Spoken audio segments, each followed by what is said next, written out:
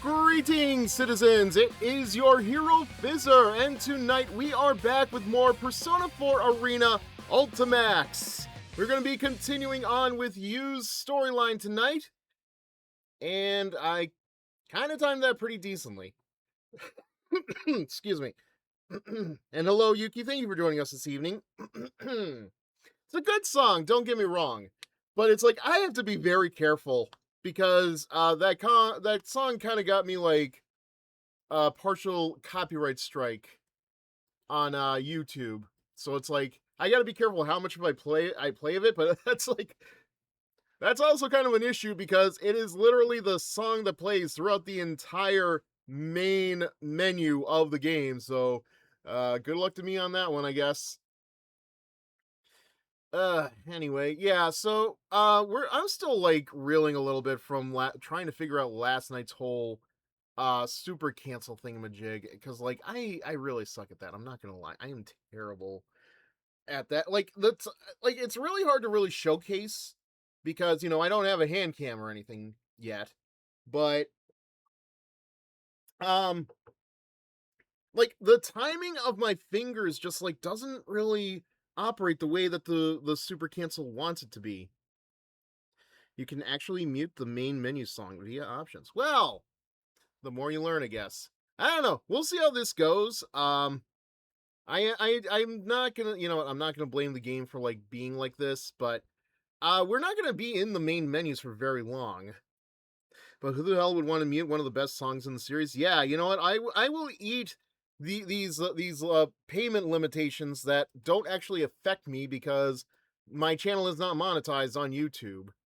So I'm not worried about it, but like, just in case for the future, it would be nice to, just get it out of the way, even if it takes like a month for it to clear, because that's how YouTube works apparently. Anyway, let's actually begin. We'll start with, yeah, so we'll go back into the P4A story mode. And yeah, last time we were dealing with you.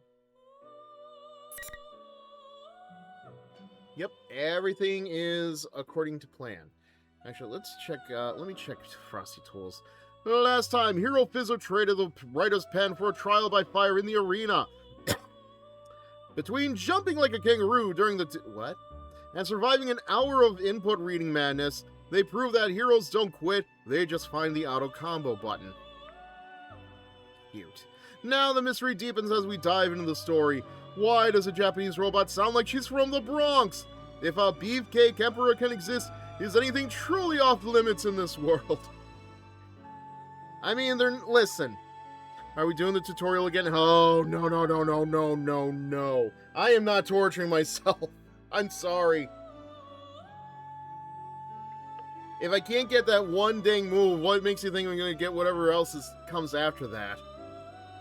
Like, I'll practice that on my own time if I have to, but we're not doing it live. Sorry. The winner is you, Senpai! What an The challenges after that are easy. I'll believe you. It's just, I'm not even sure, like I've said it before, I'm not even sure if we're gonna do the challenges. I don't know, maybe like if like I feel like I have enough time to do it. Just the super cancel is a pain in the... Yeah, like, Fred was actually watching part of it yesterday, or he watched yesterday's VOD today, which reminds me, I should really see, like, his thing and just see, like, what the tutorial was like in that. But, yeah, like, he kind of just said, like, here's the thing. Like, he said, like, you're supposed to do it, like, right as you're doing the slide, and then go into the Zyodine, but it's like, if you watch the footage, you can actually see, like, I can definitely see that Yu is canceled out, because, like, he's, like, standing upright, but he's not doing Zyodine, so, like, it is definitely something on my end that I know is the problem. I just can't fix it. I love all this animosity! Oh, come on, that's forced. These cocky, self-righteous friends showing how they really feel by beating the crap out of each other. That's the real thrill of the P1 Grand Prix! also, Grand Prix, like, that sounds more like a race. Like, it sounds like more like a style of race and not like, you know, a combat tournament. Yeah, Thumb needs a Rocky montage. Oh God, does it ever. I don't care to hear any more of Teddy's jests. I still have reservations about fighting against my friends, but I now know that there is no other way to save them. I'm resolved to do what must be done. Also, there's no knowing if Teddy and Rize have been affected just like Yosuke and Yukiko had. That's something I've actually been thinking about. Just that, like, the hat and the cigar are just, like, taped to Teddy's face, and this whole time he's actually been saying, "Help, help, it's a trap, it's a trap!" Like, I might want to turn the game audio up. I could have sworn I did that already. Actually, can I?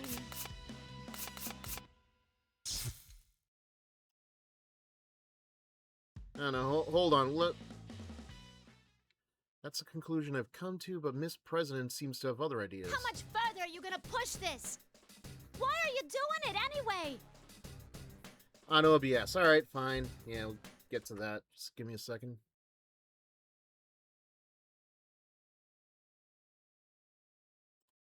No, that's too high. It's, negative 10.5 should be fine. These guys are friends! What's so much fun about making friends fight each other? I don't know, you ever played Mario Party? Mario Kart even? Alright.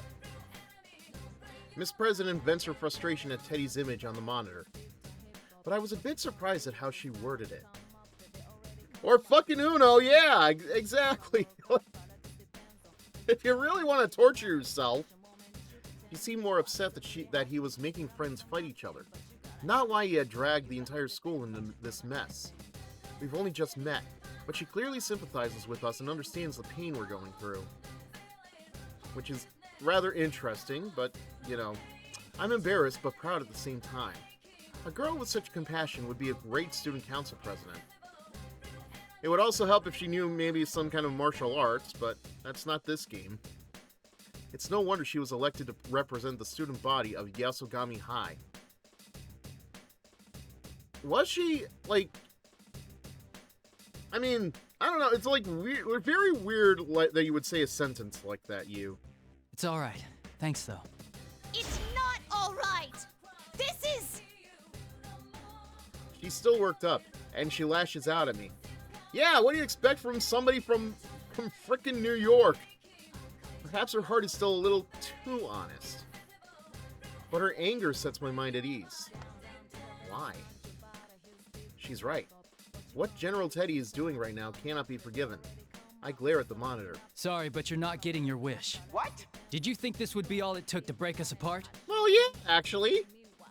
I actually watched some of the gag reels from your VODs earlier today, and I was watching the one scene about Makoto. Oh god, the Miss Tail one from Chrono Phantasma? That it would make us hate each other? Sorry to say, but that's a huge mistake on your part. I believe in my friends. They'll never get taken in like that. Yeah, after rewatching it, do you believe me now that was not a bit? Like, that was sincere fear, man. You're so stupid. What kind of sensei are you? A genuine kind? I'm warning you now. If you really are Teddy, then we'll get you back to normal no matter what it takes. Even if it costs us our lives. But if you're an imposter, hiding behind Teddy's face. Honestly, that is also a possibility. We, like, in the anime at least, we know that you can get inside of Teddy's, body? So, that's also not out of the realm of possibility. You found out that Taokaka's VA actually passed a few years ago. Yeah, I actually found that out not too long ago either. Like, a couple of weeks ago, actually. Like, damn. If they ever do continue Blaze Blue, like, that's like the English VA at least. I don't know how it is in Japan, but... I will make you pay for toying with us.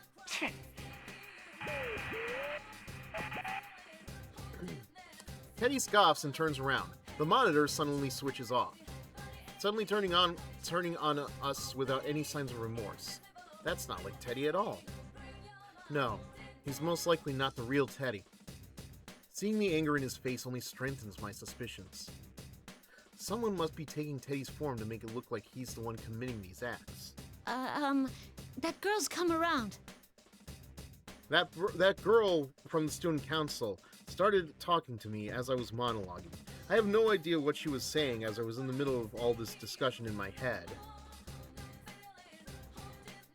I immediately rushed to Yukiko's side. Kamui is like that when she's pissed off. She doesn't play that shit when it comes to her friends. Yukiko, That's you fair. Right? I'm sorry I couldn't go easy on you. No, it's okay.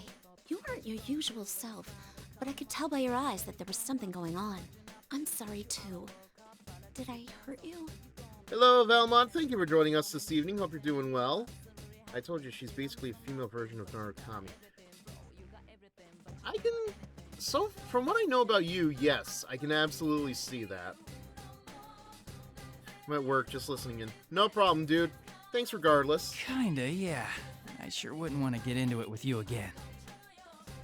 I try to pass it off as a joke, and we look at each other and laugh. Things are going the same way as they had with Yosuke. It's becoming clear Hey, now. did I say things that offended you earlier?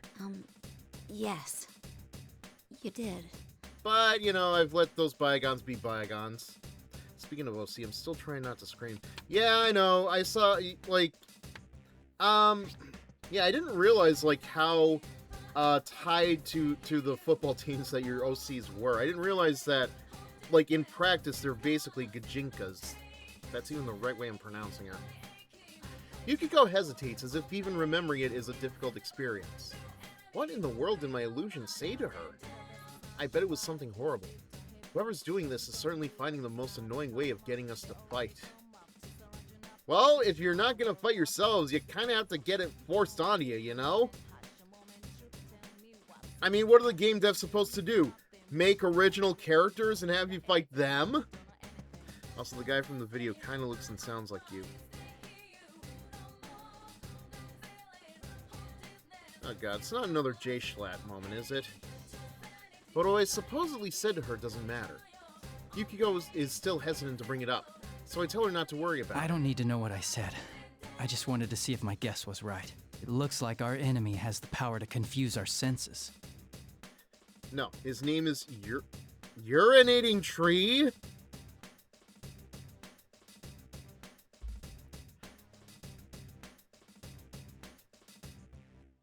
I don't know what to say to that. Just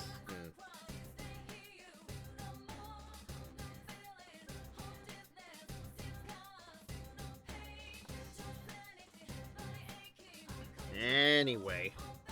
My first opponent was Yosuke, and he told me a similar story after we fought. Huh? You said something bad to Yosuke-kun too? What did you tell him? What did you tell him? You sure you want to know? I'm the only one admitting to what happened. That's not fair, is it? But that curiosity is in line with the Yukiko I know. I evade the issue with a smile and call out to Miss President, who's standing behind us. What kind of people are you? Hmm? Oh, right. We used our personas. It's an interesting name, but he's a NFL fan and he's unfortunately a Pittsburgh fan. I mean, to each their own. Like, I'm not a very big Pittsburgh fan myself, but I got no beef with them either. Yeah, we should at least explain to her what's going on. Now, the Cowboys. She did see everything that had just happened. This would be a good opportunity to tell her everything.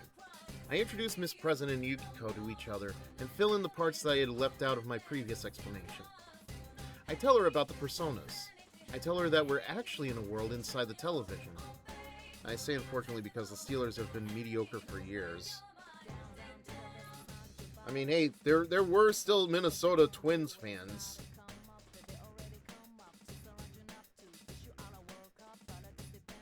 And I tell her how the scenery here changes according to the hearts of the people who enter it. She looks doubtful while I'm talking, but considering that she's just seen our personas only moments ago, she doesn't immediately deny it. Is she aware of her own self at this point? Still, it seems that she can't accept it all either. She crosses her arms as if lost in thought. On the other hand, it seems that Yukiko didn't know that Yasogami High had a new student council president either. Yukiko apologizes for not having paid attention to the elections in April. Weird, you'd think that would be something that people would be paying attention to. And that's it in a nutshell. So, that's what you meant by falling into a TV. Yeah, which makes me believe this school could be a part of your mind that's materialized. This school came from me? That's a lot to swallow. Let's move on before I make a dirty joke. I'm not surprised. Why is it different this time around, though? Usually the victim's shadow appears first. That's right. I had doubts about that too. There's a reason why it's dangerous for people who can't use their personas to enter this world. Do people even do school elections? There you go. So, yeah, I don't know. When I was in, like, high school and middle school, yeah, we did have, you know, like your... Thank you. Yeah, I gotta remember to get, like, more water later on. I had no idea this game was gonna be so wordy on my part.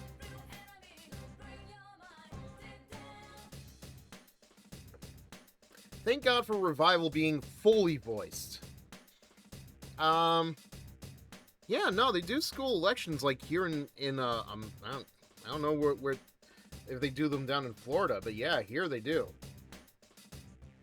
Besides the obvious reasons, such as not being able to escape and being unable to protect themselves from shadows, a person's shadow separates from them.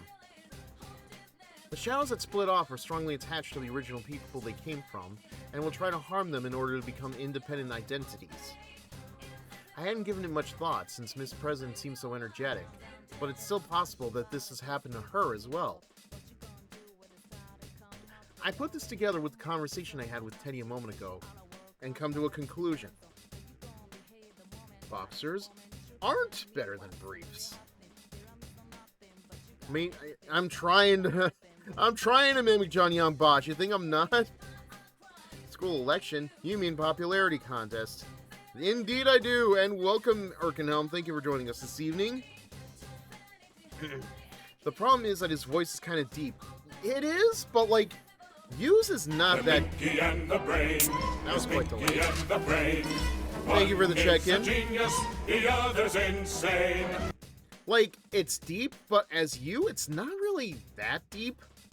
Like, if I compare it to his Power Rangers voice, it's not that bad. The Teddy who's hosting this tournament, what if he's actually this girl's shadow? If anything, I'm too teapot as it is. Huh?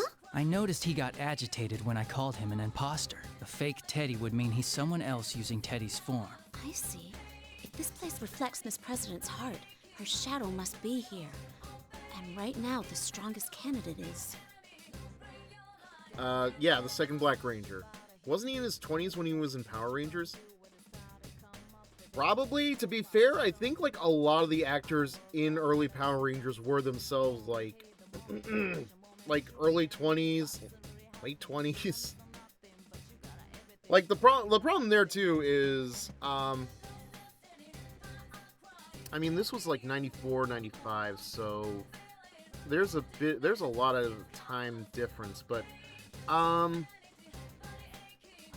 I still remember, like, I think the Power Rangers, by the time we got to Season 1, were supposed to be, like, I don't know, like, seniors? But, I don't know, I feel like the show kind of treated them as younger than they actually were supposed to be, or how they look, because, like, Austin St. John, man, I don't know. Dude looked like he should have been, like, out of high school at that point. If we both saw an illusion, then at the very least, the enemy has the power to delude our senses, and make us see and hear things that aren't there. On top of that, it can alter what others hear us say and see us do. If it can do that, then I can easily see that our enemy can use that power to change its appearance. That means it could be impersonating Teddy and leading this tournament. That still leaves a question as to why it would take on the appearance of someone it doesn't know. I've seen shadows in the past that took on bizarre appearances, but this is the first time I've seen one impersonate an existing person. I wonder if his career in Power Rangers is what led him to getting casted in P4 back in '08. To be fair, he was doing a little bit of voice acting prior to that. Remember, Trigun was like sometime in the early 2000s. And I think that was his first real voice acting gig. When I come to my senses, I see that Miss President is turned pale and is staring down at the ground. All this talk of shadows and another world doesn't seem to be reaching her, but she seems troubled at the thought that she might be causing all this trouble. I'm about to tell her that the actions of her shadow aren't her fault. Oh, dude, that's awesome. Where'd you get those emotes? Yeah, Trigun. I don't know, like, I'm sure if you go on, like, Crunchyroll, you'll still be able to find it, but yeah. That was his first role. Like, in a way, he kind of looks like if Ragna had blonde hair and also had sunglasses. Oh, neat. Always fun to know Vasha Stampede, Ichigo, and Lelouch are the Black Ranger. Oh yeah, I keep forgetting Lelouch is a Black Ranger. I had like one client that had asked me to do a lot of, and I've already lost the name of the show. God damn it. Code Geass, yeah. Like a lot of Code Geass transformation stuff involving Lelouch. I haven't done that in a while, but it's like, I'm kind of okay with that. But Miss President rises to her feet. I'm gonna check out the announcement room. That General Teddy's behind the whole shebang, right? And if he came from me, then I gotta own up to the responsibility. As student body president, I can't let this go. Wait, you're being reckless. We'll take care of the shadow. You need to... What? Get out of this TV world? And how am I supposed to do that? Go on. Show me the door. Okay, the mouth on you. Like, I already kind of understand that because you do sound like you're from New York, but come on. Well... Her eyes are filled with the fires of determination. No, that's just her normal eye color. Just as they had been when I first met her. Her sense of responsibility and her awareness of her duties say that she will never back Your little down. cousin's in the announcement room. And you're gonna go save her, right? I might not be as strong as the two of you. But I'm no slouch in a fight. Prove it. Wouldn't it be better if we went together? No. Don't you understand? This world is... I know it's dangerous. But there's gotta be something only I can do to help. I'll say this, she definitely has the Makoto spunk in her. If a woman from New York talks like that, someone might blush. You know, you might have a point. Somebody might end up calling them mommy instead. Hell, that aside, I can't leave after causing so much trouble. Making friends fight each other. I'm going on ahead. You don't want to waste time arguing, yeah? I mean, I could argue forever, but go on. Miss President declares this in a voice that brooks no argument and takes off running. Also, why have we not gotten her name yet? Is it really that important that, like, you and Yukiko or Yosuke, like, none of them know her name? Yikes. I wasn't expecting her to behave rashly like this. I remember how fast she can run. If I'm going to go after her, I need to go at once, or I'll lose her. Please, you have to go after her. Thank you, Yukiko! We just established that. Yukiko sees me hesitate and knows exactly what to say. He's right. There's so much we don't understand, but there's no way the investigation team can let a victim run off to die. Yukiko ignores the fact that I'd be leaving her here alone and tells me to follow a girl she's only just met. This is the exact opposite of the behavior she'd been displaying before the fight. Now that is the Yukiko Amagi I know. I'm ashamed that I had even slightly let myself be confused by the way I had heard her speak before, and I answer her. I believe in you. But his name is Yu, it's not Joe Hendry. Yukiko nods to me, and I turn and begin running as fast as I can. You know, why don't I have a Joe Hendry blurb? No, wait, I know the answer to that question. Somebody here would abuse it.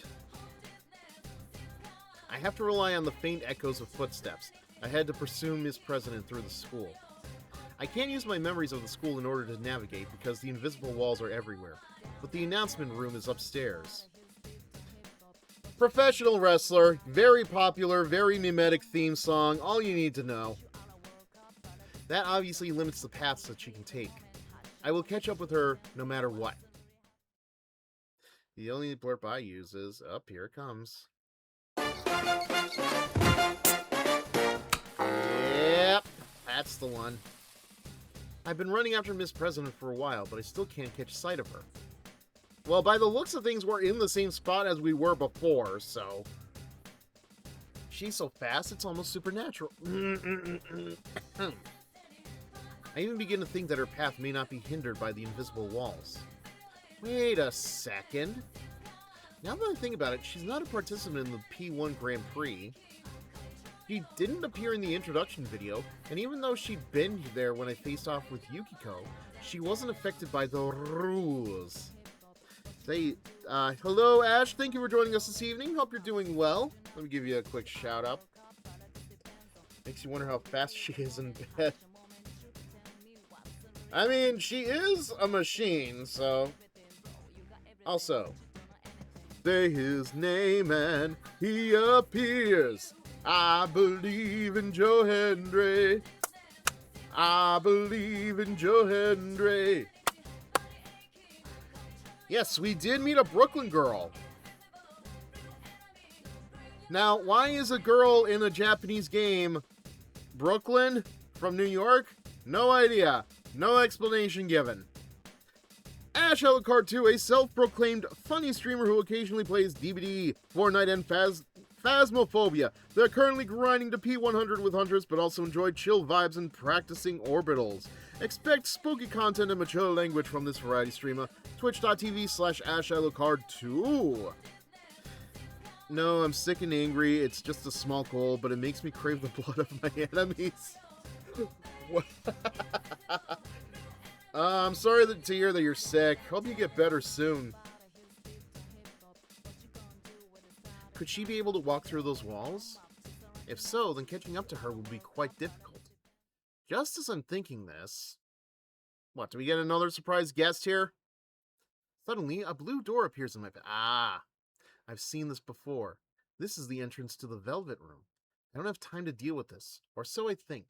But when I consider the timing of its appearance, I can't help but feel that there must be a reason for it. Are you in Koga's gym? No, believe it or not. I'm feeling much better, but God, I was dying. He was, yeah, I think, what was it, like, Monday? I think he was, like, really sick. I make up my mind and reach for the door. As I walk through the door, I feel a slight sense of lightheadedness, and I close my eyes reflexively.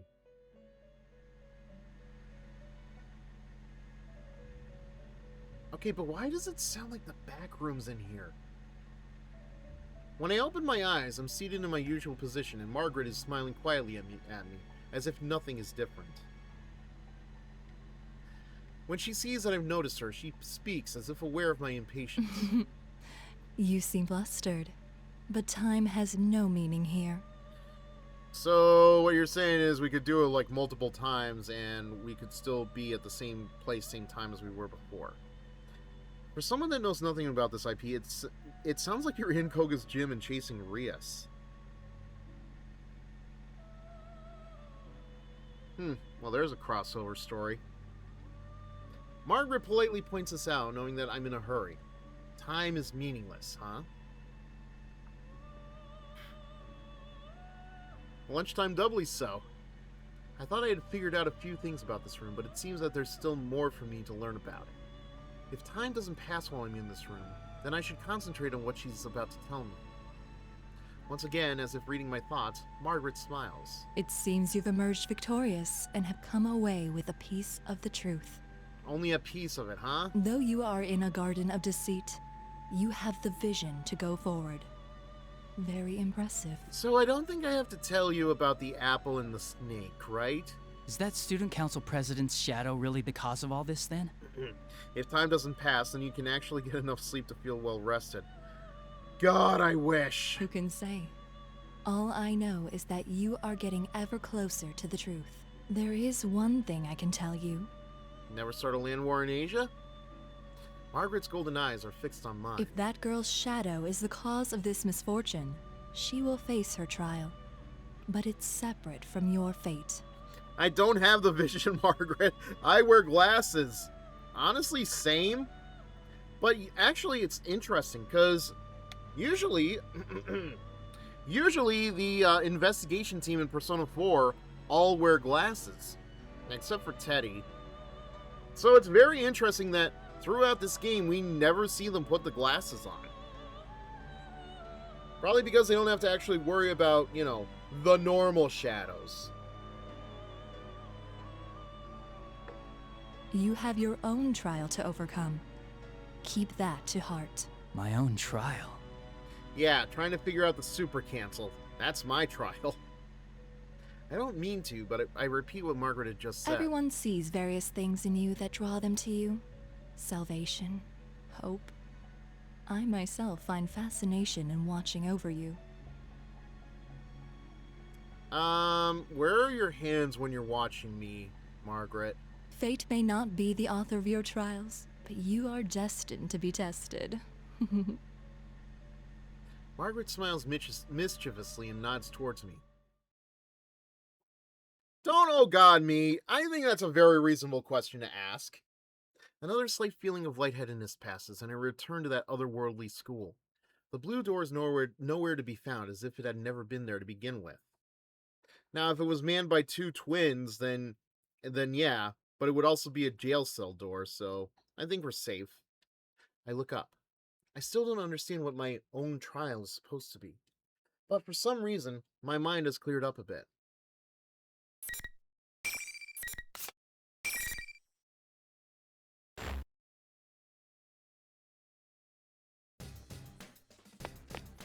In any case, I need to keep chasing after Miss President. And now, I immediately see a recognizable feature. Her long ponytail. Oh, really? That's the only recognizable feature she has on her? Not the red eyes or the Brooklyn accent? I found her. Wait! It's too dangerous to go alone. Take this! Miss President turns around in response to my voice. She's smiling. I wasn't expecting that at all. Color me impressed that you managed to catch up to me so quick. This calmness. Had she expected that I would follow her? I'm beginning to feel like she's toying with me. But I understand now. Nothing I say to her will change her mind. Sounds stubborn, but okay. There's no helping it. Promise me that you won't leave my side. And you can't do anything rash. If you can't agree to those terms, I'll have to force you into protective custody. And how are you gonna do that, dude? This is a matter of life and death for you. Sure thing. Then let's get to that announcement room together. I thought that I'd be able to keep her in check by saying that her life was in danger, but she didn't seem to take any notice. She just shrugged and accepted my proposal. It's quite hard to deal with. I'm not sure if she knows how I'm feeling, but she speaks up. Hey, mind if I ask you something? What is it? You ever feel not so fresh down there? There's a moment of silence. Just as I'm about to ask her to go on, Miss President continues. It's tough, being forced to fight your friends, huh? Sorry. You don't gotta answer. Well, then why ask? She must still be thinking about my fight with Yukiko. True, I'm slightly hesitant to talk about any of this, but it's a question that must be answered. I fucking knew it. I'd recognize John Young Bosch anywhere. That man is the voice of my childhood. Honestly, same. One of my favorite Power Rangers, to be honest with you. No, you're right. If I could avoid it, I would, but I believe in my friends. You mean your friends won't hate you after the fight? Well, maybe a little bit. I'm sure that Yosuke's not going to be happy about that whole nurse thing. Or you think they'll understand that you don't really want to fight? I don't know. Both, maybe. I mean, there's no way we'd fight each other without some kind of reason. Will she believe that answer? I study Miss President's face. But when she opens her mouth, she has an unexpectedly gloomy look in her eyes. What if you had to kill each other? I mean, given these weapons are real and not models, they could. Power Rangers was my shit. God bless it. It really was. Kill each other. I truly hadn't anticipated that question. I'm caught off guard by how I hadn't even considered it. It's true, there's no guarantee that this General Teddy won't suddenly decide to make us fight to the death on a whim. Sorry, that was probably over the line. I don't know why I said that. Maybe that bear's making me say these things. Yeah, that seems right. Remember what I said last night that Narukami could have killed Yosuke? Yeah, that's why I brought it up. I wouldn't let it happen. Even if I was forced into such a situation, I would never follow that order. That's all I can say right now. But after hearing my answer, Miss President casts her eyes down again. After seeing that behavior, how do I put this? Felt a sense of incongruity. Why could that be? Something doesn't feel like her. Dude, you just met! Could Miss President be carrying some unimaginable burden that she has yet to confide in us? Is it so heavy that she would ask that question of me? Speaking of which, if General Teddy does turn out to be her shadow, what does that mean about whatever repressed thoughts she truly has? I mean, wouldn't the shadow be her? Given what I do know about this game, like, apparently, yeah, the shadow, and the shadows would be her own, not a version of Teddy, right? Suddenly, it seems that her courageous and cheerful demeanor are a mirror image of that, and a slight sense of cheer fills my spine. My thoughts race through my head while we walk down the hallway. Ow! What are you doing? I thought I broke my nose for a moment. Did you get hit with a frying pan? It's that invisible wall again. Even though I should have been expecting them, I'd relaxed my guard and walked right into one. I hold my nose and wave away Miss President, who looks concerned. There's an invisible wall. I don't think I can go through here. Alright, where's the mime I gotta punch to knock down these invisible walls? An invisible wall? Oh, that must have been why you broke out of the mime act every now and then. God damn it. Well, if I can pass through, it must only be blocking the tournament fighters. This world sure is out there. Miss President walks right through the place I bumped into, so that must be the case. As I'd imagine, Miss President is unaffected by these walls. Is it because she's not one of the fighters in the Grand Prix? Of course, if General Teddy really is her shadow, maybe the normal rules don't apply to her. Her voice is taking me out. Oh, you're gonna love this, actually, Ash. So, not only is she the voice of Makoto, the squirrel from the Blaze Blue games, she is also Amy Rose from Sonic the Hedgehog.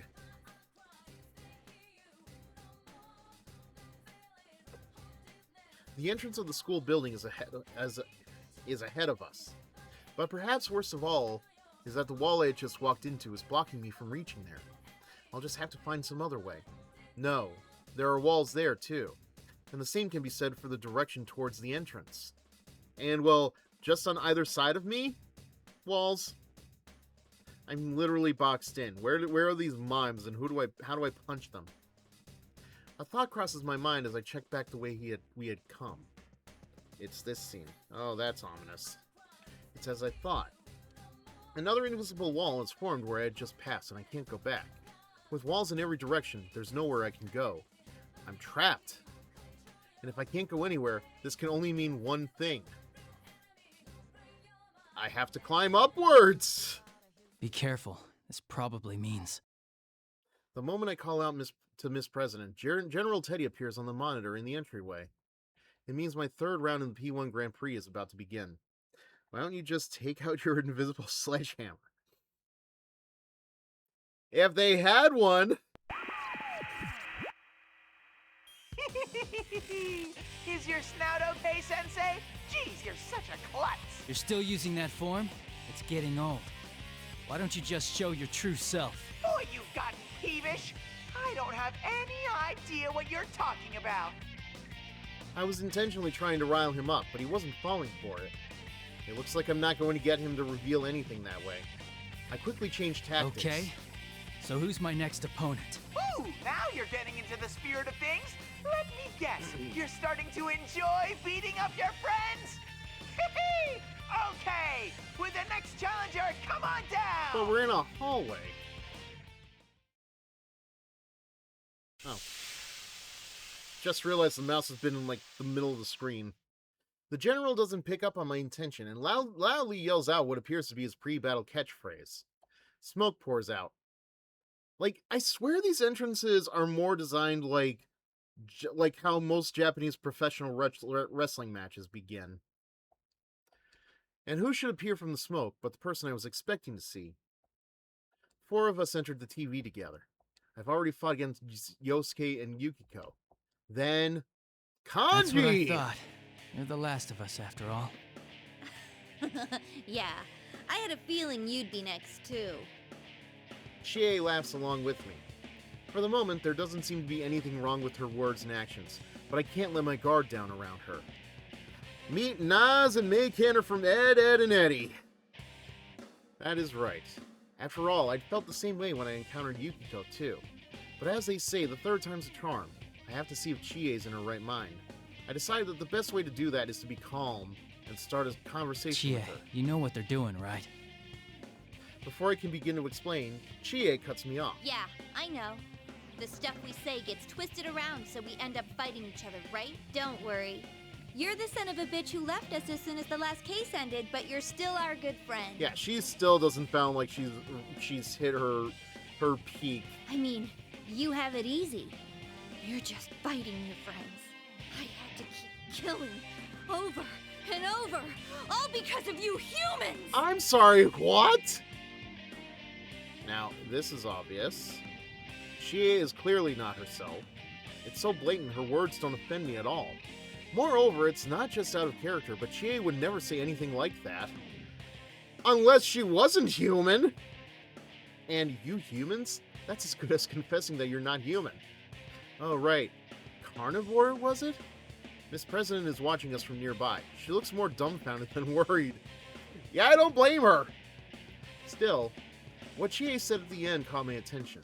I had to keep killing over and over. More stuff about killing, huh? Miss President was talking about it earlier, too. This must be. It hurts. It hurts. It hurts. Hurts. I'll give you a taste of the pain they put me through! What in the fuck is she talking about? He's not even trying to sound like Chie anymore. Can't even begin to understand what she's talking about. But if a shadow is intentionally making people say these things, what does this mean about Miss President? Killing each other? All because of humans? What kind of secret past could the new student council president of Yasugami High be harboring? I don't know, but we need to shorten that title a little bit. I don't know, maybe just call her the council president, student president, anything other than new student council president of Yasugami High. It's like Senra Kagura all over again. No, now's not the time for this. I'll have to look into this after we've cleared up all the confusion between us. Let's do this, Chie. I ignore her words and draw my sword. Immediately, Rize's voice echoes through the area as if she was waiting for this. Well, round 3 of the P1 Grand Prix already. Word on the street is that the carnivore may have a slight advantage. Will you, Senpai, all talk and no skill, manage to eke out a win this time? See, I would have thought carnivore is simply because, you know, he loves meat. But, like, what the Let's get this show on the road. Ready? What a weird bit that was, but...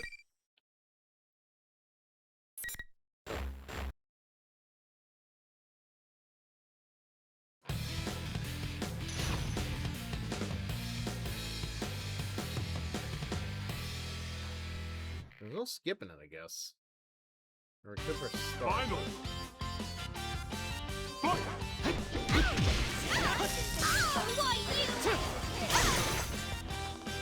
Izunagi! Izunagi!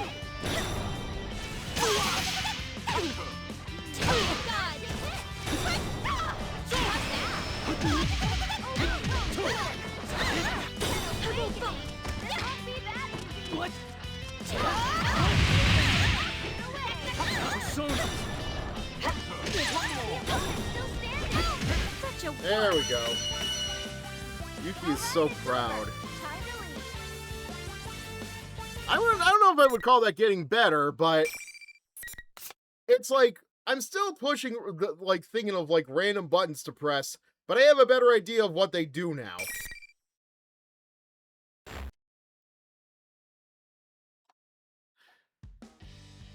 Brother, last night you were struggling. That was just learning the super can. I promise. I've won. I lower my sword and begin slowing my breathing. Remember though, we're also playing this on easy. That's only because the way that the buttons are designed messes me up. I don't believe I've injured Chie too badly. What do you mean, too badly? Considering this was my third time having to do this, I feel like I'm getting pretty good at not having to seriously wound people in a fight. Wipe that smug look off your face. This isn't fun at all. I don't know, I'm having fun. General Teddy has seen that the fight's ended without any injuries, and spits his words through the monitor. You might want to clean that spit off the lens, you know. Looks kind of disgusting. I know, the cigar, it's like the cigar is like really just like, why? The image on the monitor then disappears without anything further. Let him say whatever he wants. I fought all the friends I came into the TV with, and none of them are hurt.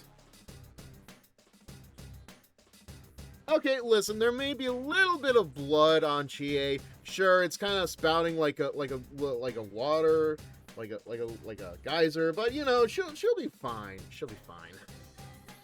All that's left is to head to the announcement room and make sure Nanako is safe, and then we'll be able to go home. It feels like it's like way too early to get into the climax, and yet I walk over to Chie and help her up off the ground. She's come back to her senses, and she seems a little sheepish.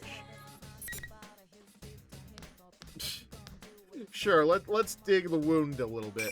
Hey, that's mean. Man, you are strong, though. I'm kind of shocked at how much of a difference there is between us. It's killing me. Look who's talking. I've never been kicked around so badly in my life.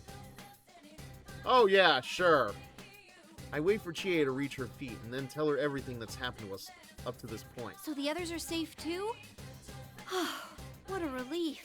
I was pretty worried.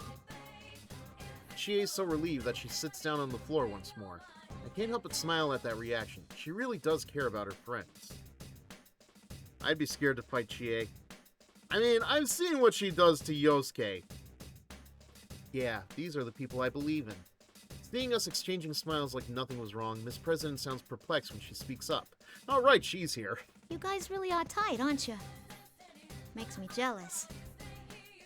I remember back in Brooklyn, I got a bunch of friends that I really miss. A big, busty redhead, and a flat-chested, yellow, blonde-haired woman with big green eyes.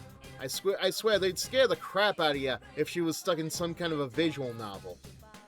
Well, we did spend a whole lot of time together last year because of that case.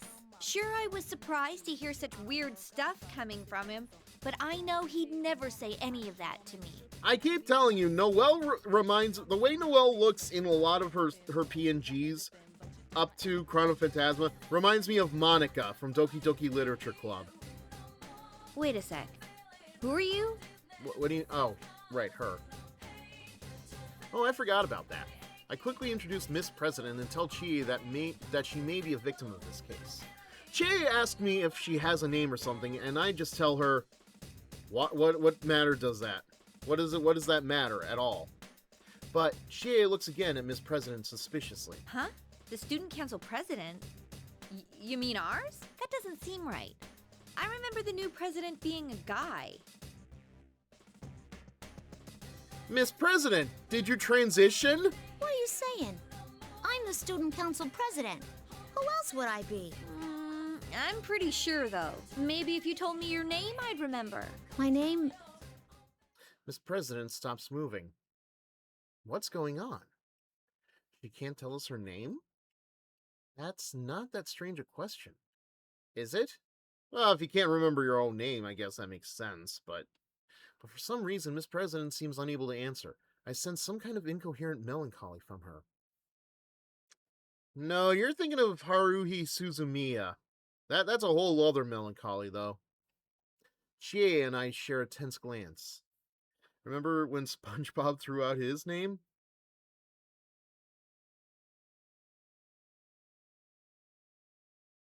You'd have to be very specific with that one. My name's. What's wrong? My memories. No, I don't want to fight anymore. Why do we have to kill one another? Ash probably knows what I'm talking. Is this that one where like he gets amnesia? Cause I gotta be honest, I did not watch that one. Kill one another. I gasp when I hear the words fall from her mouth. I don't know what's crossing her mind right now, but she's definitely not acting normally. You've met her, you know her for how long? Like, nothing about her is very normal in my book. I glance at Chie, then try to approach Miss President in the hopes of calming her down. It's from the same episode where Squidward says, "Oh no, oh, that one, okay." Now I remember.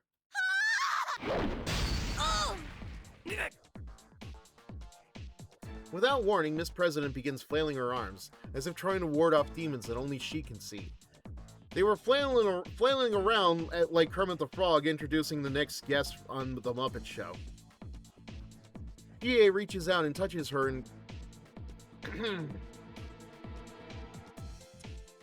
Reach out and touch Faith!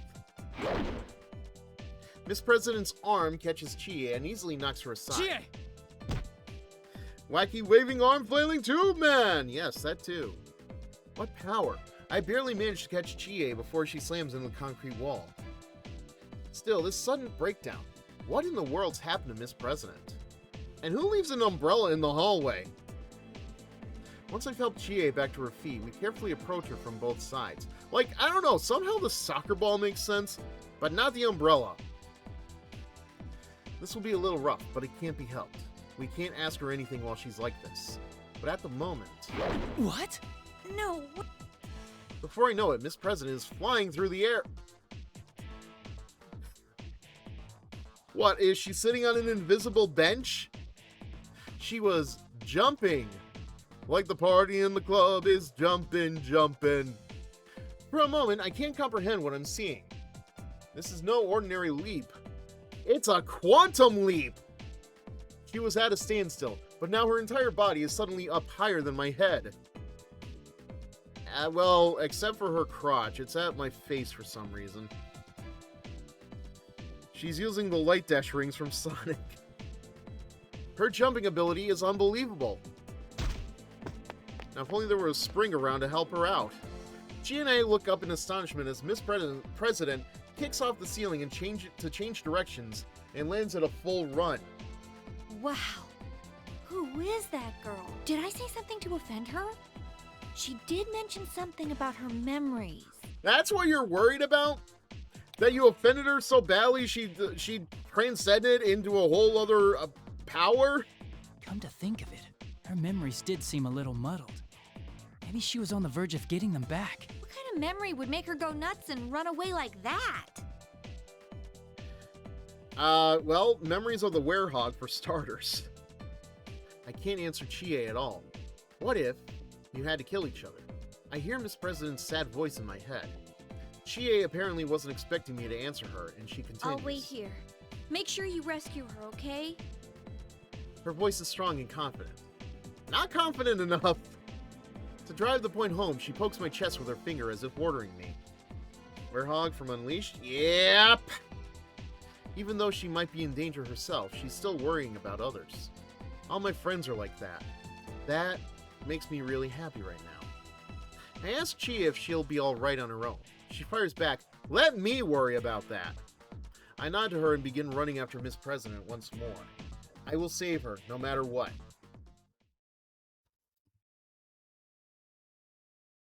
Expecting to say, okay, well, guess not. Even though I was running as fast as I could, the invisible walls keep preventing me from making much headway.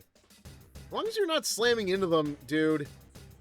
I attempted to strike at the walls with my persona, but nothing happened. So many invisible walls, one after another. Miss President can pass through them. I don't know if I can keep up the pursuit. The announcement room is still my destination.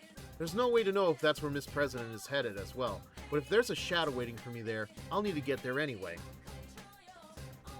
Teddy and Rize should be in the announcement room, and if Nanako is being held captive, that's where she'd be as well. I have to keep running, but yet another wall blocks the hallway. At first, I think that this is a dead end. I realize that I can cut through a classroom and come out the other side of the wall. It's forcing me to enter the room rather than letting me go straight. This probably means... I brace myself and put my hand on the door. The moment I step inside, a familiar voice echoes in my mind. Man, the school must be really going through some hard times. They can't even afford a roof, a ceiling. Hi. Senpai! Can you hear me? Please answer me! That voice. Is that you, Rise? The real one? Why is voice in quotation?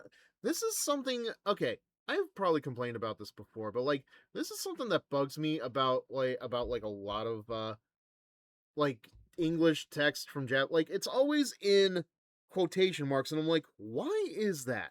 Why is it that certain words are in quotations? Usually when I think quotation marks like this, it's usually out of sarcasm, but it's just... It's not obviously not sarcasm, but it's like, in my head, I read it as sarcasm. So it's like, why? Her voice isn't coming from the PA system. I'm actually hearing it in my head. This has to be the work of Rize's persona.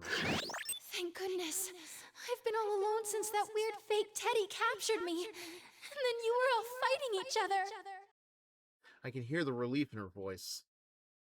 If that's what you want to call it, I call it panic, but she sounds so different from the insensitive and rude voice that had been coming from the PA system. Yeah, you're absolutely right, dude. Like, I hear all of Luna in that voice.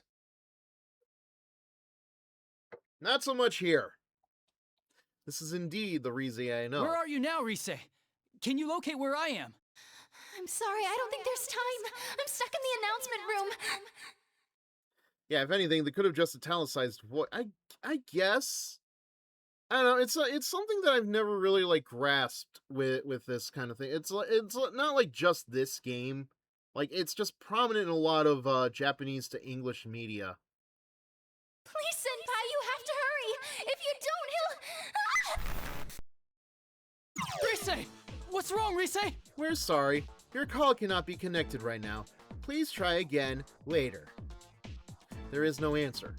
The communication has been cut off. Has something happened to the announcement room? My heart begins racing. The enemy made us fight each other as participants in this tournament, but they had captured Rize as well. Alright, have fun, Valmont. Thank you again for sticking around, dude. It's clear to me that they must have been worried about her using her persona's powers to tell the truth, but that's not important right now. If she was just captured to prevent her from contacting us, then the enemy must think of Rize as being less valuable than those who had to fight. Sure, I guess that's the reason she's not fighting in this game. Or this mode, or whatever. She sounded okay, but who knows what might happen to her now. Pardon me for interrupting while you are lost in thought. Oh? A hand brushes my shoulder. In surprise, I jump away and draw my sword. I can't believe that I let myself get so lost in thought that I didn't notice someone until they touched me. This is the second time I've let myself get so distracted. I've gotten used to having my friends with me while we investigated last year. I can't pay attention to the entire world on my own. This VA? Fuck her. Yeah! We're not gonna get into it, but yeah, just fuck her. But I do recognize the voice, and I already know who we're dealing with. I need to brace myself. I look up and see another unfamiliar face. And yet, all I can ask is, why is she wearing a tie? A girl with blonde hair and striking blue eyes. Wait, a girl? A girl?! Her face and voice seem human-like, but the rest of her, there's metal everywhere, all over her body. For a moment, I wonder if this is just an elaborate costume. but I can see the interior framework of her body where her joints connect. I didn't mean to startle you. You're, It's nice to meet you. My name is Aegis. And no, I am not human. She's cosplaying SpongeBob. Oh my god, damn it, no! No! Oh no! I can't, I can't.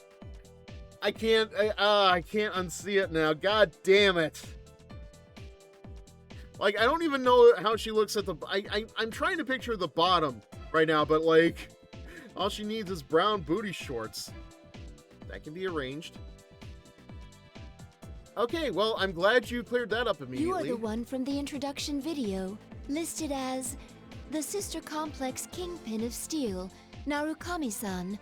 Correct? You are not going to let anybody live that down. What can I say except you're welcome? The question catches me off guard. I wasn't expecting a complete stranger to call me that. And did she say she wasn't human? Well, when Yosuke called me by that stupid title, I knew it was a joke. But when a stranger says it, it sounds like they truly believe it. This is a pain. Nanako is important to me, but calling it a complex is stretching things. Narukami the Paddle Bear. Oh my god. No, wait a second. I was trying to play it off, but I ended up blurting out Nanako's name anyway. Calm down. I need to take this conversation away from this subject. I clear my throat and try to start over. Aegis-san, was it? Why are you here? Our primary objective is the destruction of shadows, but we have come to this world on a different mission. I was kind of asking myself, how did it feel for people who played this game originally to see Aegis in the game? But then I remembered, oh yeah, she's in the introduction animation, not just for Ultimax, but for P4A version 1. The destruction of shadows. She fights shadows? But how can she do that if...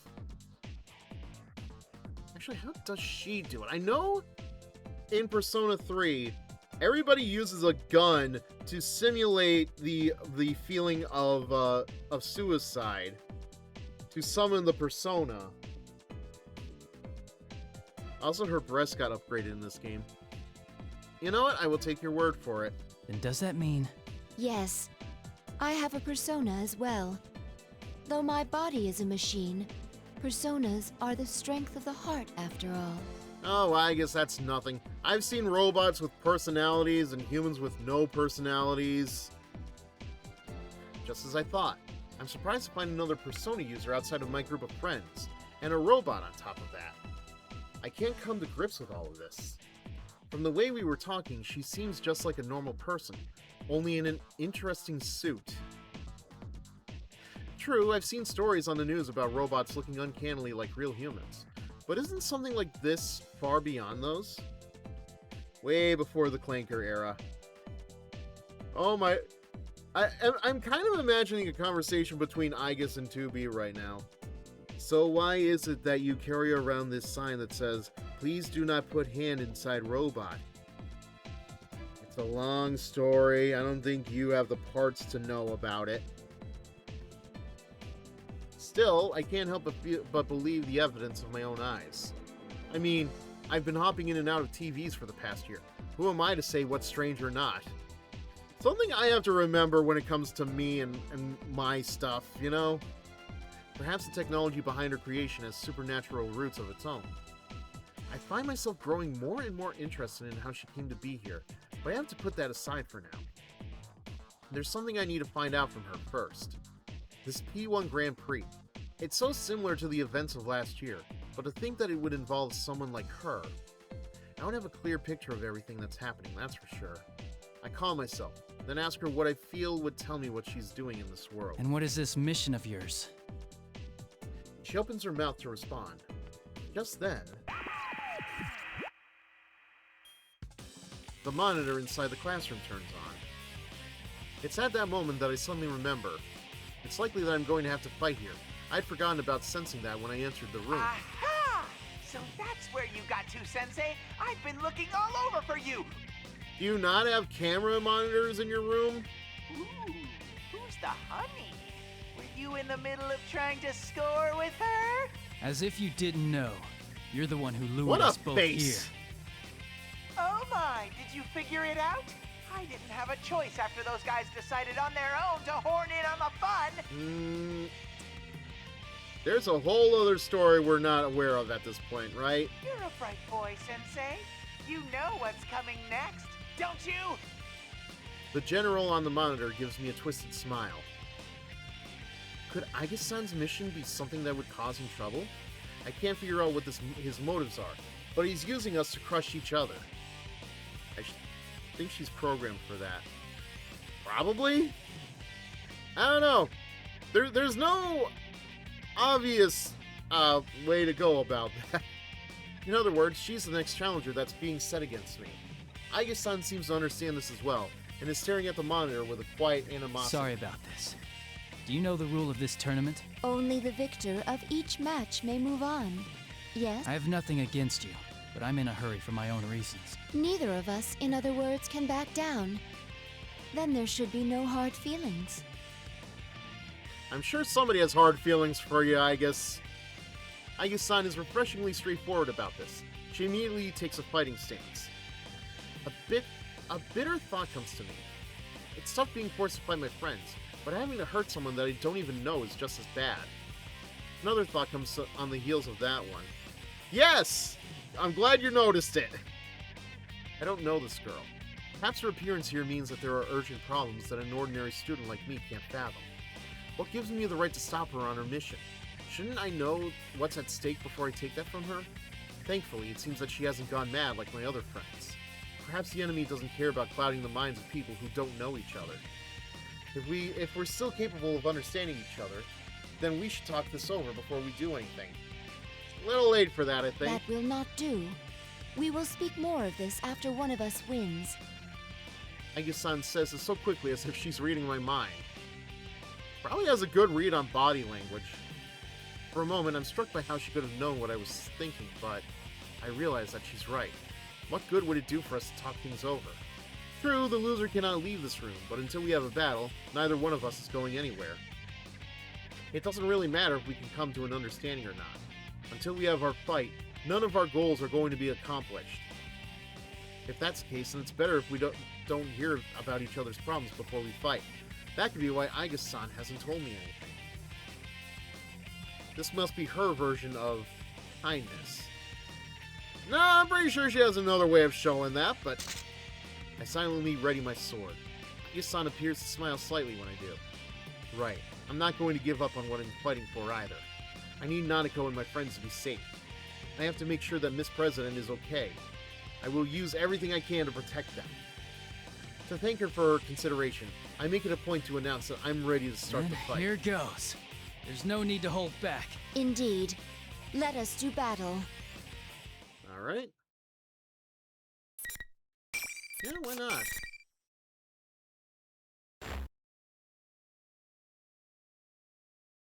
Any second. Yeah, there's really no way to skip this. Kind of annoying. Just as annoying as this bot showing up. Final. Fight! I thought I had time. Limiters disabled. Severe impact. Strike. Damage. Severe impact. Low damage. Volley. Hit. Bramble. Heavy damage. No. Persona. Starting. Evaded. Fire. Hit. Bramble. No escape. Air raid. Please hit. Upward. Over. Severe impact. No. That was my accent. Damage. Severe impact. Ready.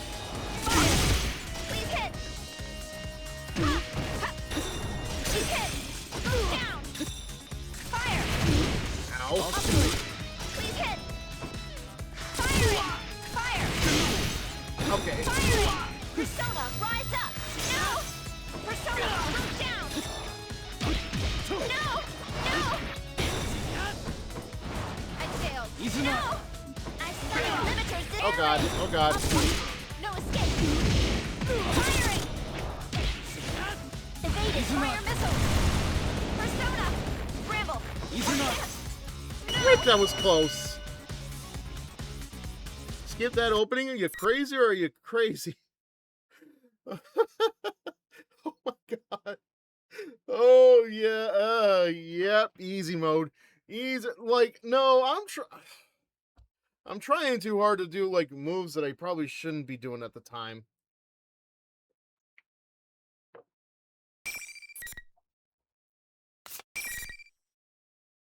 I just gotta focus forward. Just random bullshit go.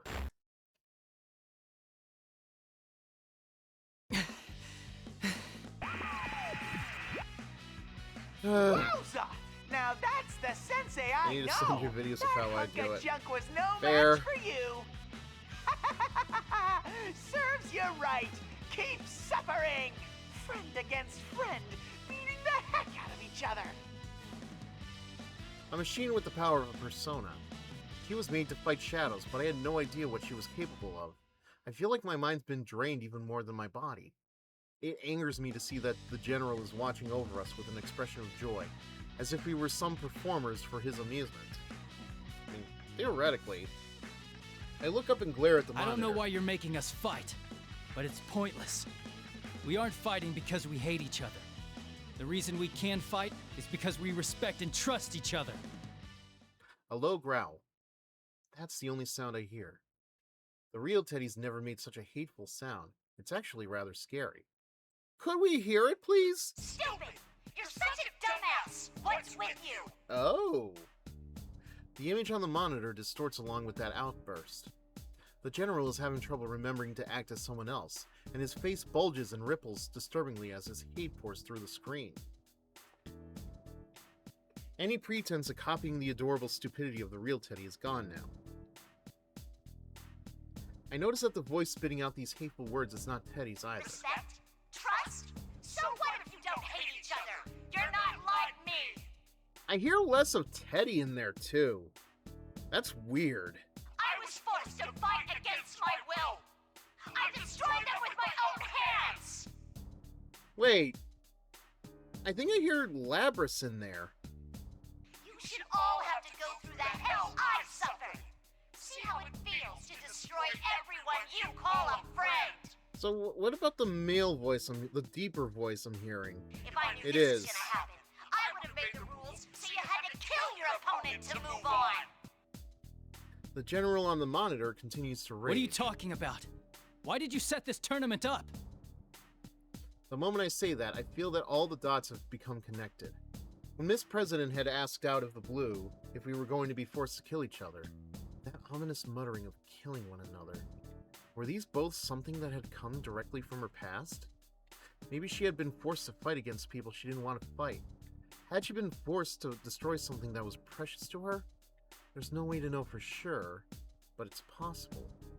Considering this, it kind of explains why her shadow would have created a tournament like this. That is, she wanted us to feel what she went through. I might not be entirely correct, but I feel like I'm close to the truth. Should I just ask General Teddy about my suspicions? But as I'm considering raising my voice... Pardon my eccentric entrance.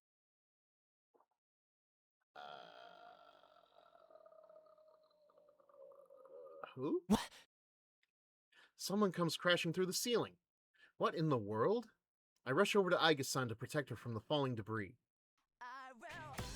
Oh! Well, hi!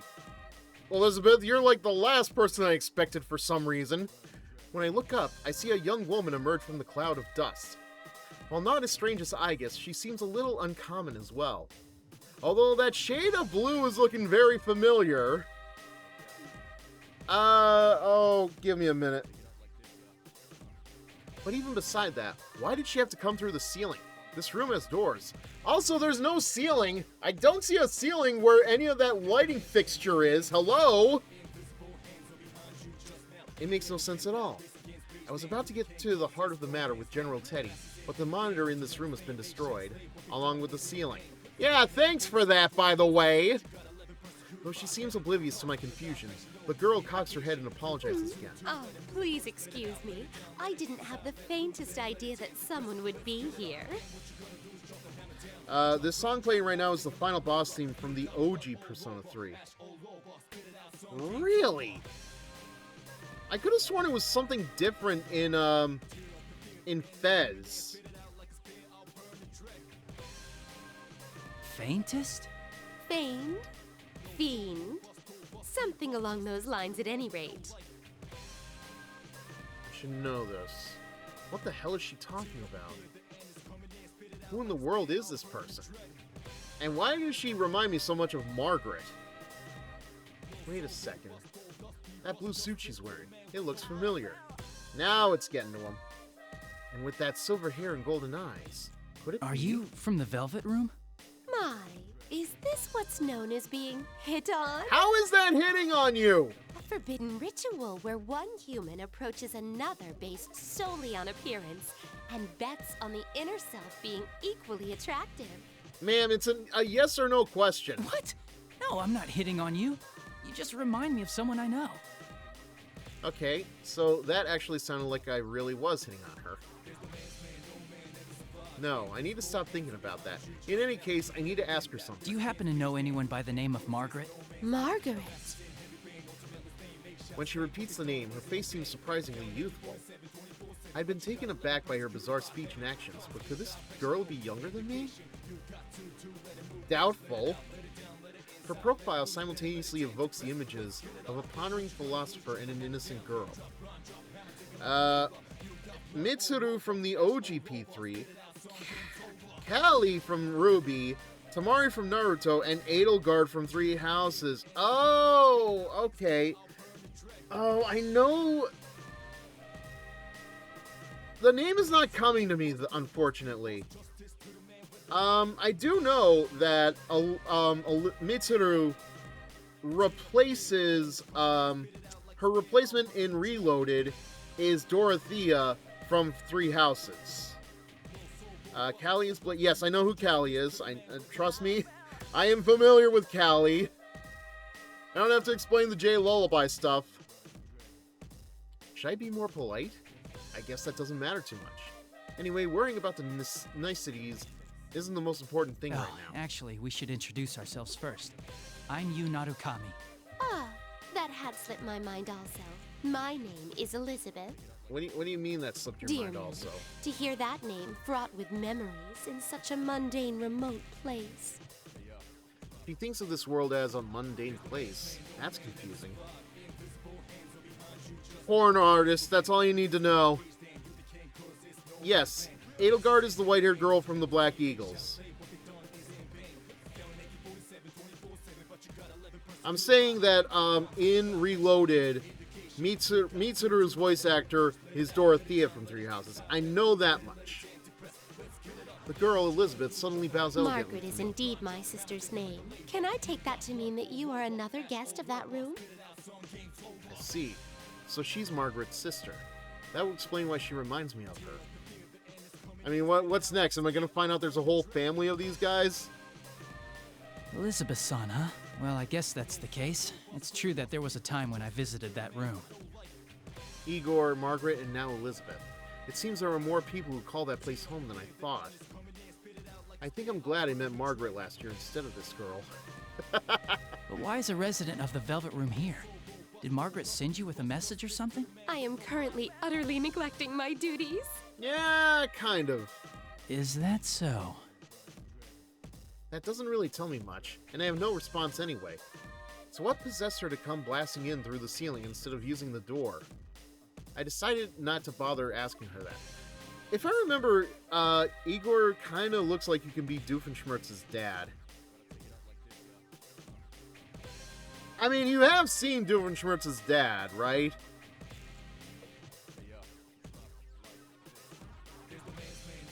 Also, I don't know if this is, like, true or not, but I have heard a theory going around that apparently the reason that Elizabeth gets crazier with every appearance is... It all began on the day of my actual birth. Both of my parents failed to show up.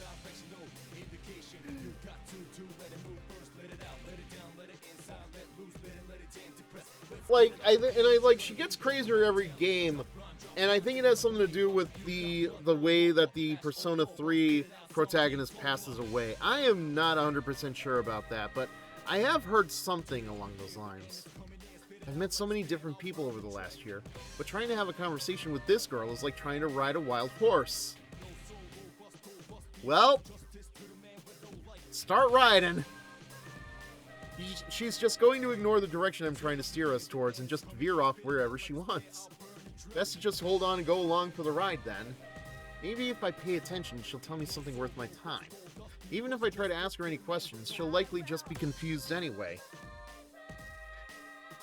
Just as I'm having that thought, the girl seems to have noticed my hesitation and starts to talk about herself. Oh god. Yeah, Makoto, the canon name for the P3 protagonist, basically sacrificed himself. Yeah, there's a reason I'm not calling him Makoto. It's nothing against him in particular. It's just that, you know, we have one character in this game that voices another character named Makoto. And we have another character in Persona whose name is Makoto. So it's like, I'm just calling him the P3 protagonist. Her eyes are lit up with a sincere passion. He really is a hard one to read. I have a certain desire. It may take a very long time for it to be realized. In order for my wish to be granted, I require a power much greater than what I have. For the love of God, Elizabeth, just find another region to get your damn... Fuck, I lost that thought. The power of the wild card that changes bonds into strength. I have a feeling that the key lies there. I had a thought. I can't remember what it is now. It's like a squid cracker? Squid cracker. God damn it, yeah. I know a little about the wild card, but I feel that the first clue to granting my wish lies within that power. glue? Lotus Juice is killing it in the background. He really is. Like, it's a good song, don't get me wrong. It's just hard to comment. Influence, something along those lines at any rate. Oh my god. She's having trouble coming up with the right words, but I can hear the sincerity in her speech. Probably. In other words, I think she means that the power of the wild card is related to her desire and came here. Okay, so basically, yeah, I think I get it now. Like, because Yu is a wild card, much in the same way Joker and Makoto are. Though, like, that allowed her to sense out Yu. Okay. Just as I'm struggling to follow the meandering path of her conversation, she brings up an outrageous suggestion. Right here, in the classroom. Let's do it! And technically, Kotanoe and Akechi. Technically. Actually, does Adachi follow in that line too? Might I suggest that you and I fight? What? What? Someone please tell me how she reached the conclusion that this was a good idea. I don't think I have a chance of talking her out of it, though. Thank you. Now, see, that one I did not know. But of course, I have to try, so I say... Oh, how excited this is making me. My expectations are ascending skyward at Mach speed. Oh, jeez. To be direct, I'd like for you to show me the potential slumbering within you. Let me make sure of something, just in case. You understand what I'm saying, right? There's no illusions at work? Such parlor tricks can get stuffed. So that's a no. I see. So you're actually in your right mind here. That's kind of, impressive. I would say frightening, but that's just me. Well, maybe she understood what I meant when I mentioned the illusions. If that's so, then she at least must have some idea what's going on around here, and even though she might understand it, she still wants to fight me. I wonder though, if she's unrelated to General Teddy's plans and invited herself into the tournament, do the usual rules apply? As I think about this, Elizabeth-san taps her foot on the ground and takes a fighting posture. I'm waiting! She really does want to fight. The huge, leather-bound book in her hand opens, as if by itself. A torrent of power pours from the open book with a blue light. I can't believe that this strange girl has such unimaginable power. She seems so aloof. That's the power of the Kmart Blue Light Special, baby. No, it may be more correct to call it an air of imminent violence. I might lose here. I will die trying! Alright. I won't be able to hold back. To be honest, I was really only saying that in the hopes of bluffing her. I have absolutely no room to hold back in this fight. I hurriedly cast off my fear and focus on the upcoming battle. Because she has Thanatos as her persona. I said I will die trying! There's no room for doubt. I need to hit her with my full strength from the start. Even if I were to fight her with the intent of killing her, I'll be lucky not to end up dead myself. At least, that's how I feel. Elizabeth-san calmly begins the battle. Let us do this. Your fate is in the cards. Whoa, whoa, whoa, we're not playing duel monsters here, lady. Alright, Thanatos. I'm trying to go off of memory here what that looks like. Because I'm pretty sure I may have used Thanatos during Persona 5 Royal.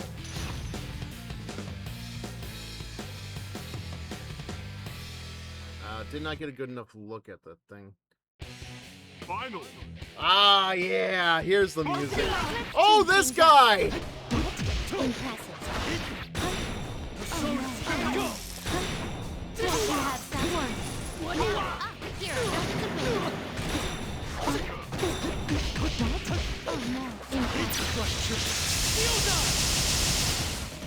this moment, remarkable. I anticipated. Where'd I go? Please survive. What the fuck? Let's change things up. Oh god. Please do one. Won't you have some? Remarkable. Oh no. Impact. Well done. Okay. Okay. Yeah, that was a little terrifying.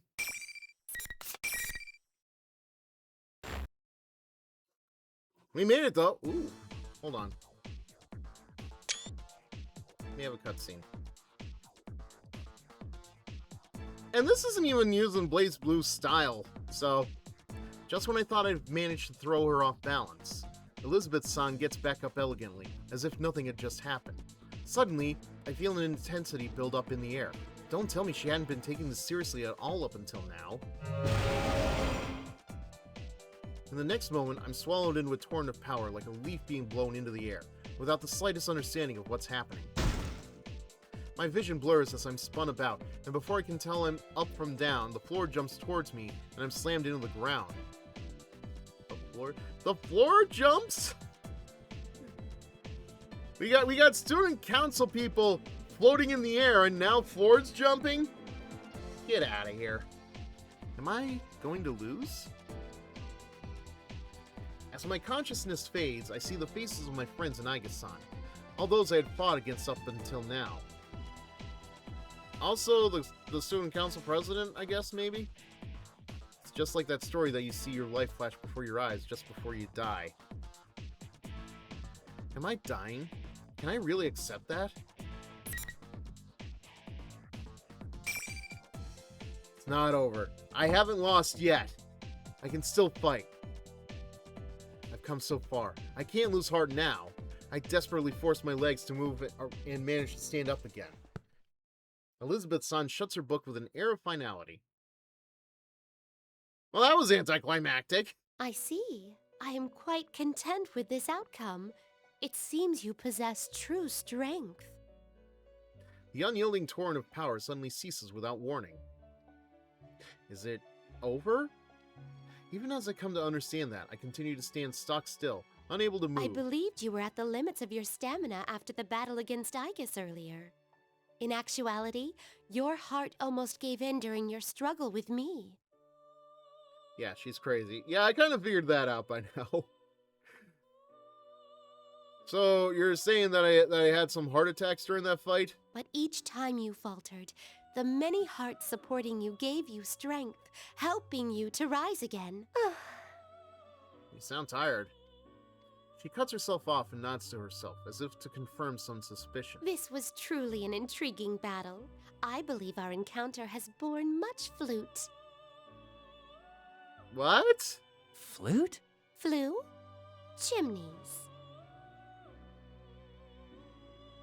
Fruit? In any case, I am quite pleased.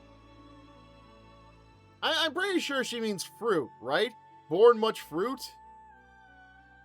Even after a battle, she acts like that. I feel like a fool for believing that she really would have killed me, even if it felt quite real at the time. That's what I thought. I can't believe any of this. My legs give out under me, and I sink to the ground. Maybe she understands how I feel. Elizabeth-san looks straight into my eyes. May I ask you something? To continue fighting in order to prevent an undesirable future, it is a path of endless hardship. That's not a question, Professor. Would you still choose to walk it? There it is. Margaret had said something similar just before this tournament had begun. How I had overcome the ordeal concerning last year's case and opened the door. Margaret's and Elizabeth-san's words come together in my mind. Yeah. Working for a better tomorrow isn't just a one-time thing. The tomorrows keep coming. You might just say, tomorrow never dies. Ha ha ha ha. Opening the door is necessary, but it's not what's truly important. What's more important is making sure that you follow the path that's beyond the door. Only once you have that path in mind does it matter whether you've opened the door or not. That's how I feel. I would keep fighting, for the future we want. Elizabeth-san smiles. It seems the former dweller of the Velvet Room is pleased with my answer. She must have chosen a path of her own at some point, and is doing everything in her power to see it through. Maybe I'm jumping to conclusions, but I feel as if I'm able to understand her a little better now. Well then, it's time for me to bid you adieu. By your leave, I, Elizabeth, am out of here. Okay, how do you plan to leave? The way you came in? With this, Elizabeth briskly walks out of the room. She caused me some trouble, but I've also learned something about myself as well. Even her exits are anticlimactic. I think I'll call it a draw. As I wave goodbye to Elizabeth, I hear Aiga-san getting to her feet behind me. What do you mean, her feet? She has none. Are you alright? You shouldn't force yourself to move. Oh god, this song. Oh. I was concerned at first, but Aiga-san doesn't seem to be very hurt. Or damaged. Or whatever you would say. She was likely just knocked out. I had absolutely no chance of winning if I'd gone easy on her either. This is getting ridiculous. You are very kind. Stubbs, exactly. We've only just met, and yet you're worried about a machine like myself. Huh? Isn't that normal? Aiga-san laughs at my confusion. Ha ha ha ha. Ha ha ha ha. Seeing you smile like that, I don't know. I just can't think of you as a machine. You have a heart, right? Then it doesn't matter whether you're man or machine. Aiga-san stops laughing and thinks deeply for a moment. But after a few seconds, she looks back up at me with a serious look in her eyes. You have defeated me in single combat. That will make it difficult for me to continue forward. I sound like robot crabs. Ravioli, ravioli, give me the formuloni. Meatball, meatball. I don't remember that one. But I believe I can trust you. Will you listen to my mission directive?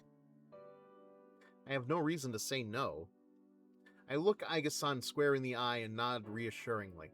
And so Aiga-san told me about her directive, and it was truly surprising.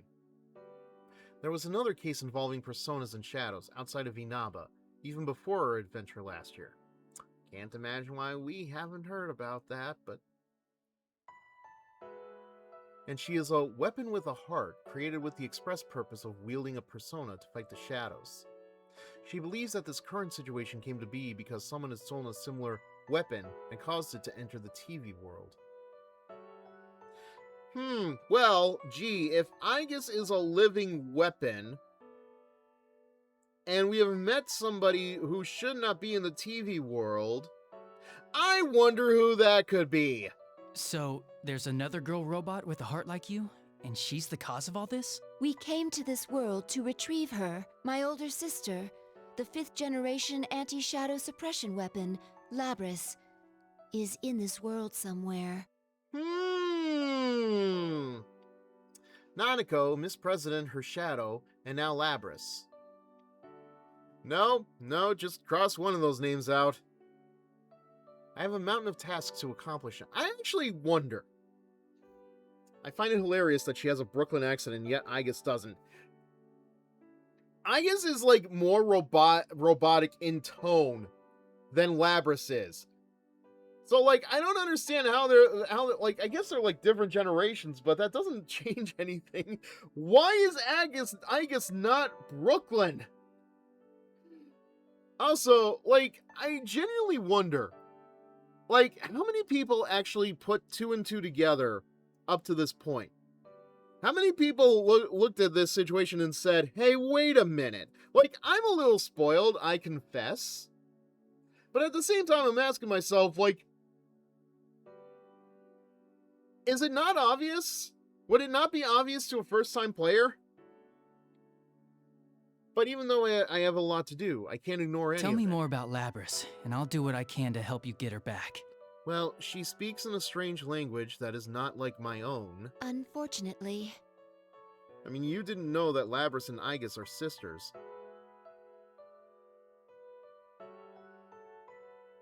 I mean, I get they were made by the same person, but as far as being, like, related, although to be fair, you didn't know that Riona and Ryo, like, there were, like, two groups of sisters in Senran Kagura, so... Igus-san's expression clouds. She said that she was a machine, but she really is no different from a human. As I ponder this, I listen to what she has to say. It's discouraging. So you don't know what she looks like, what she can do, or what equipment she's loaded with. Well, that's dangerous. Basically, all she can tell me is that Labras is a robot who's built to look like a girl. You watched a girl fly in the air, You're really not clicking with this? Yeah, like who in the fuck would have guessed that? I mean, to be fair, Riona and Ryobi do have, like, the same monochrome eye. Not monochrome, heterochrome. Wait a second. Did I meet a girl I didn't know in the TV world? Oh wait, he's not questioning it. Wait a second. I did meet a girl I didn't know in the TV world. Miss President! Congratulations, you. Congratulations. Alright, I'll stop being a smartass. Could Miss President be Labras? Is there a possibility that she looks, well, more human than you? I see you did a great job out there. He sure did, Coach Z. You mentioned earlier that she was your older sister, so I assume she was built before you, but... My sister was an older model, a prototype for the 5th generation to be exact. It's doubtful that she would look more human than myself. So, why is she only a prototype? Well, they couldn't figure out how to get rid of the accent. Then there's no way Miss President could be Labras. Oh, don't be so doubty so quickly. I could tell at first glance that Igus-san was a machine. Miss President appears to be completely human. I never once considered that she might not be human until just now. But that just makes things even more complicated. Nah, I think someone gave her that accent on purpose. But who is my question? Like, if you were to listen to Labras' Japanese voice, would you hear a hint of Brooklyn in that? What in the world is going on inside this TV? I'm not trying to be facetious. Like, genuinely, I wonder that. Like, would you be able to tell accents from Japanese? Because, like, I know somebody has said, like, Goku and Chi-Chi in Dragon Ball are supposed to have, like, kind of country bumpkin accents. But that obviously doesn't translate in, you know, American. Or one of my favorite quotes from Doctor Who.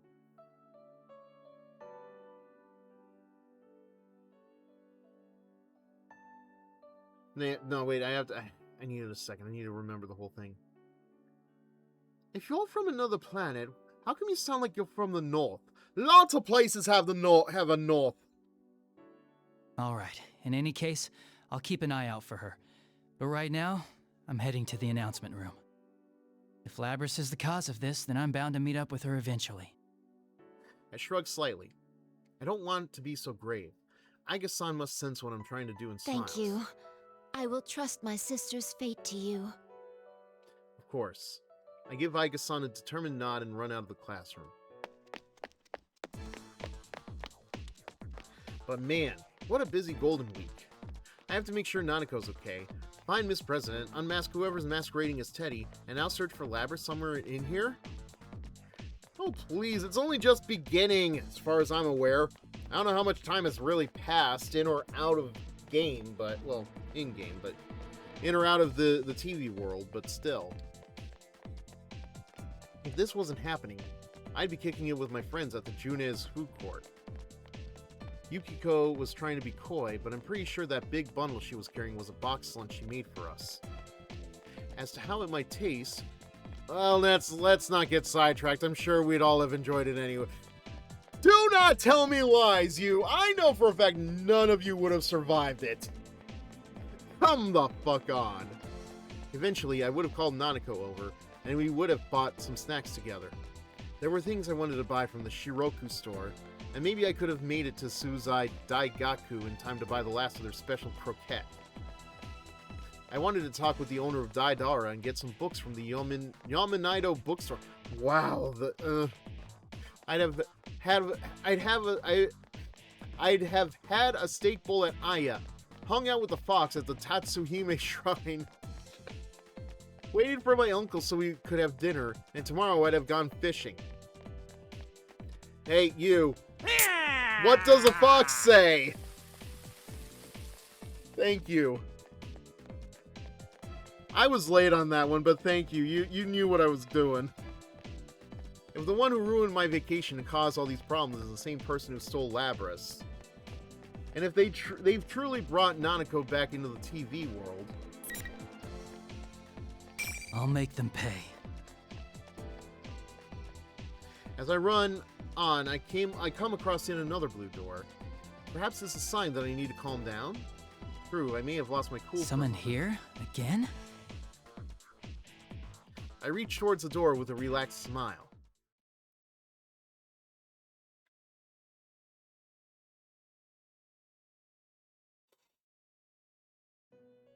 I get it, but like, Margaret is in her usual position. I glance around to see if there's anyone else in here. It looks like her nutcase of a sister isn't here. Although I do see some poetry on the table. I wonder what this is supposed to be about. Margaret notices me looking inside, a seductive sound that also conveys annoyance. It seems my sister has caused you some trouble. Some? Though this may mean that I'm not the only one who is drawn to the light of your potential. After this, you should train as Yosuke. Probably? There's a hint of tenderness towards her sister in her words. Her sister must be important to her. I can tell from the look on her face. Do I look like that when I talk about Nanako? Margaret pulls herself together and speaks You again. have gained new resolve by overcoming many doubts and falsehoods. A new resolve. I find myself nodding along. You have reached the threshold of truth. But man's hearts are mutable. Although I would suggest doing it on challenge mode so you can learn his skills. You just want me to try a challenge mode, don't you? That is why a resolve to continue fighting is more important than any one victory or defeat. Yeah, I understand. But this will be a difficult battle without end. Are you equal to the challenge? You're dead serious. It's the only way. Uh-huh, sure. The way she puts it makes it seem as if she was testing me. I don't respond immediately and think about the question. It would be lying to say that I'm not worried. I know that my heart can be swayed by change. You were able to learn Narukami's moves because of the tutorial. I mean, the only thing I really have to worry about is, like, range. There's no knowing what will happen from moment to moment. But If even I have then, my friends, if I'm not alone, I can do it. I see. Margaret nods slightly in I response. have heard your answer, but it's not enough. Really? Remember what I told you before? The heart is shaken more by a single action than by 1,000 words.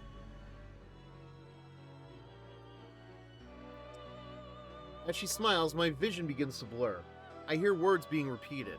I have reached the threshold of truth. Everything that's happened during the course of this case runs through my mind.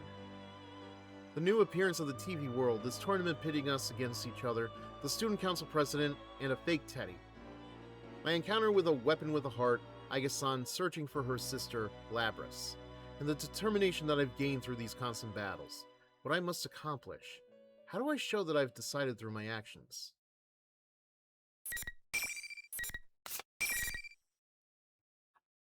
I think we still have a little bit of story to go, though. It seems that the number of invisible walls have increased. Could this mean that the end is near? Just as I think that, I hear a familiar voice. That's enough!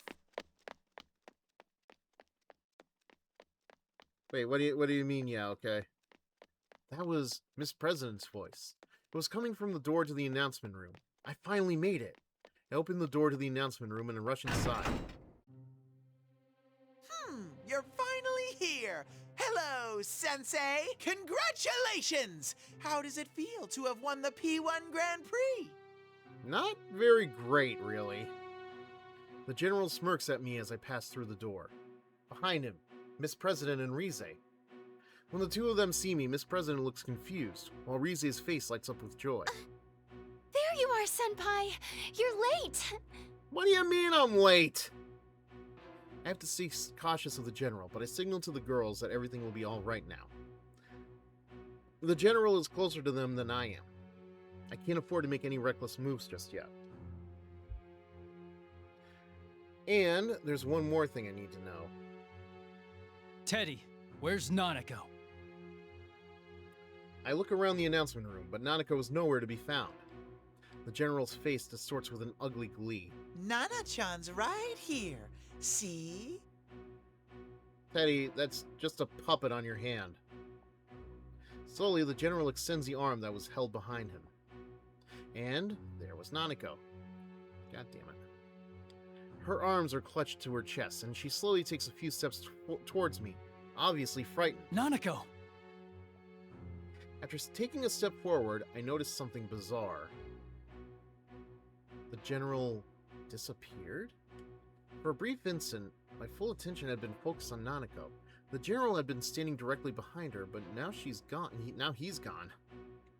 How could he have gone somewhere else that quickly, right in front of me, without me noticing it? Bro. While I'm confused about the general's disappearance, Nanako weakly calls to me. Being in the TV world has obviously taken a toll on her. She totters towards me unsteadily, looking ready to collapse at any moment. I can think about the general later. I have to save Nanako right now. As I reach out to her, Rize yells.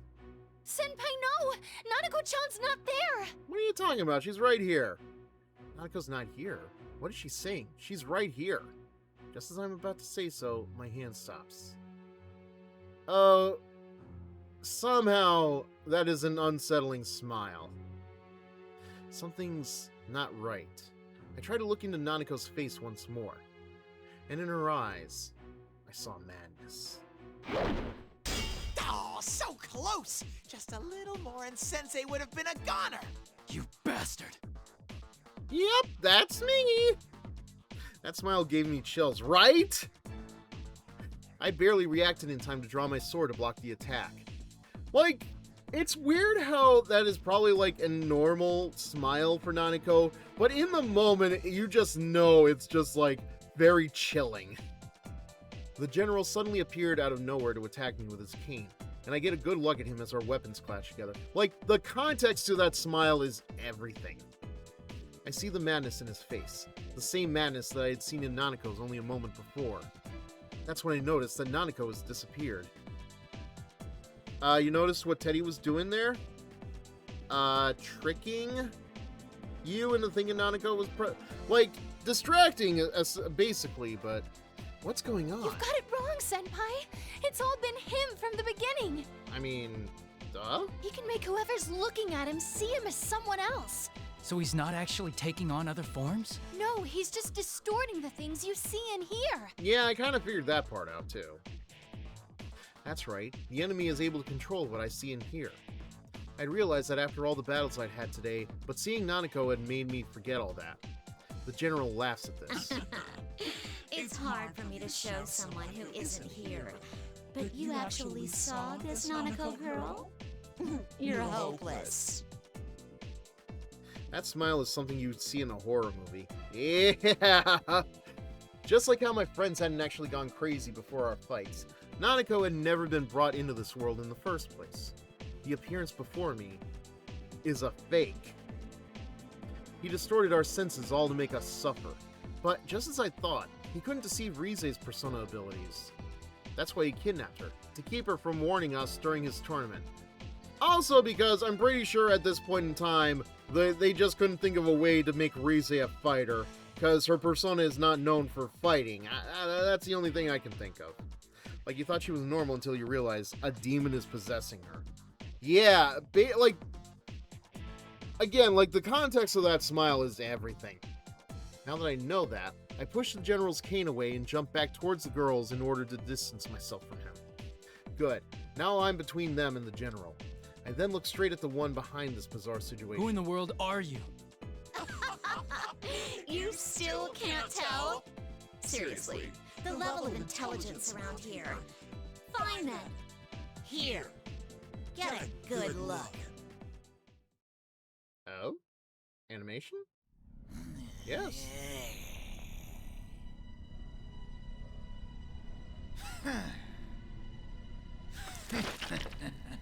Ooh, gooey.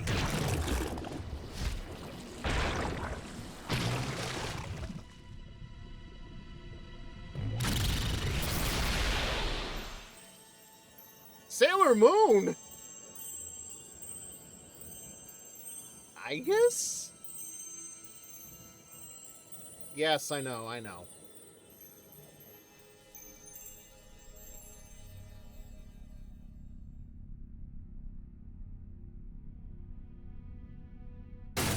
Oh, damn.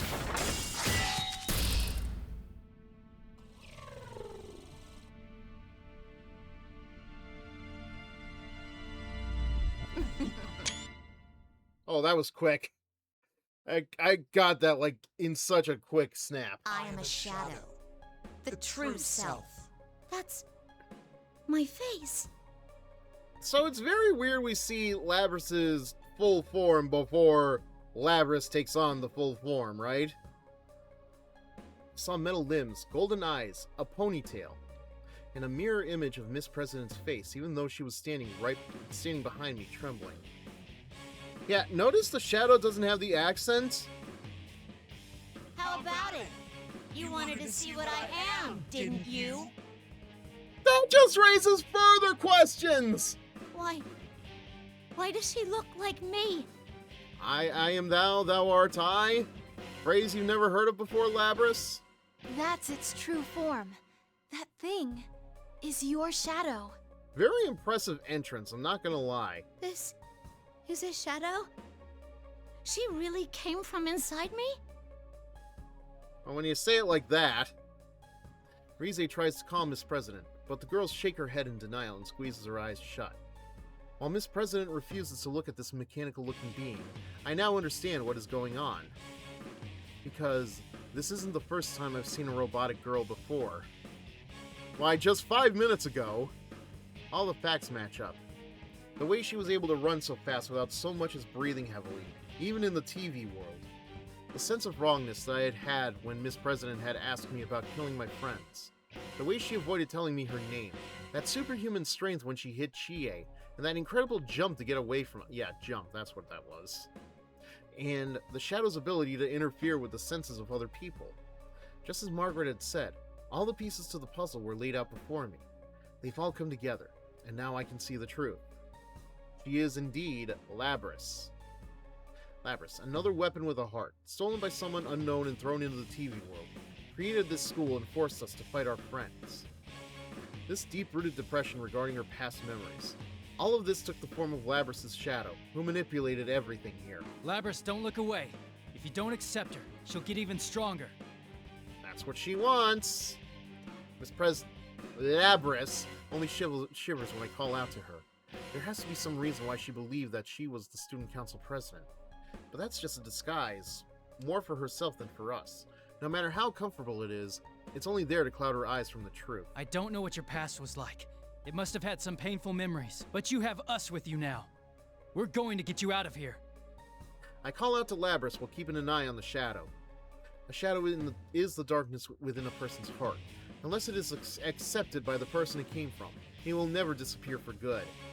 But with that in mind, all we can do is watch over her as she accepts this darkness within her.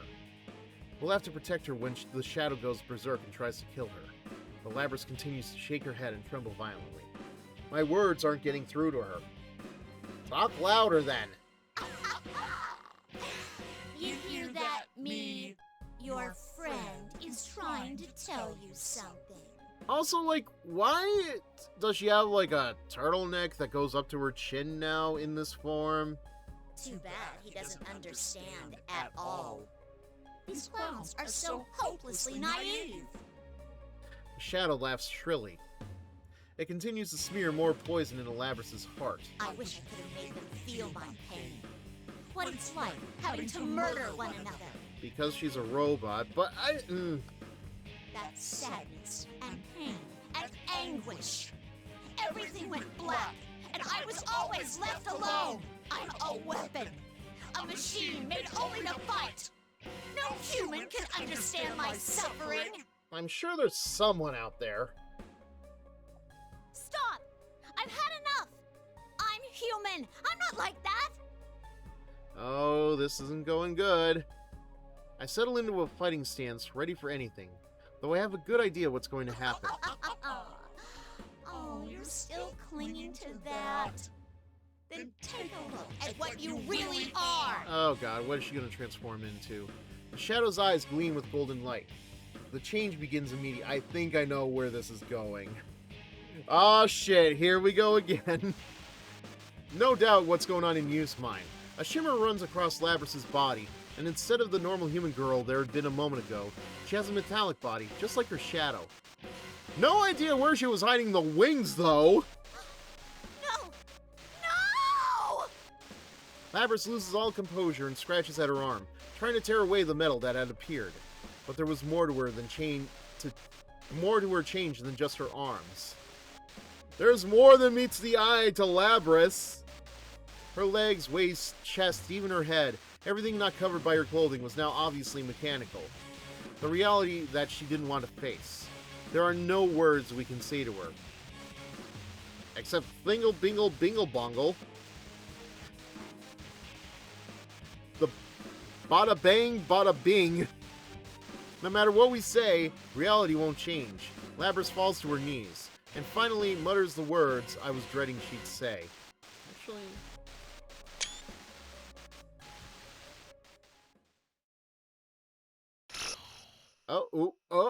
Oh, okay.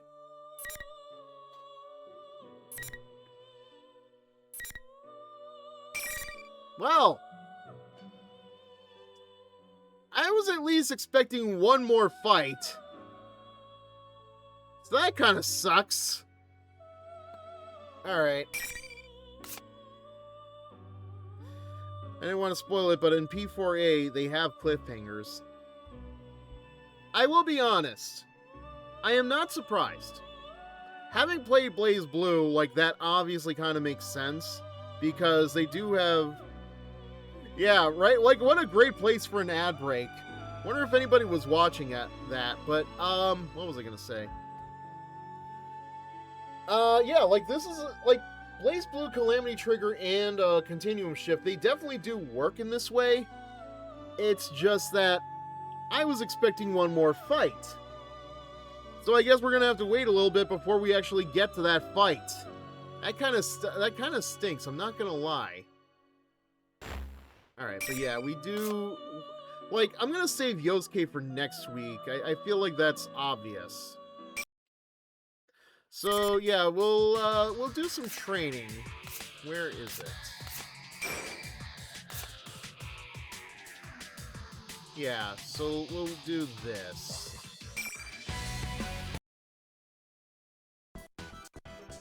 Challenge. Welcome to the Velvet Room. Okay, so I did see that there is, like... between dream and reality, mind and matter. Now, Why don't you introduce I yourself? did see that there's like an achievement for doing like a half hour in training mode, so I don't know, maybe if like I do a total of 30 minutes and not just like one 30-minute session, we'll see, but we're not supposed to know about it yet. It is a side of you that shows itself when you face the world around you. Perhaps you can think of it as a facade of determination you wear to face various difficulties in life. What even is the difference? I'm not gonna do Shadow just yet. All right. Picture in your head your own appearance as well as your alter ego, your persona. Huh.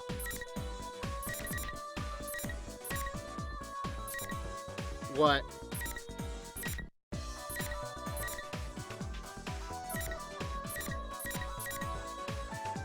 God damn, they have a lot of different colors. That looks like Jin. Go to you, Narukami, and go to his colors. Alright. I can't lose. Alright. So, we got in... Wait, isn't that Izanagi Pikaro no Okami?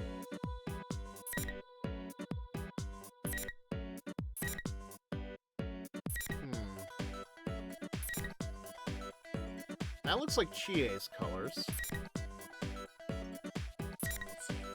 Wow. It's a fucking vampire right there.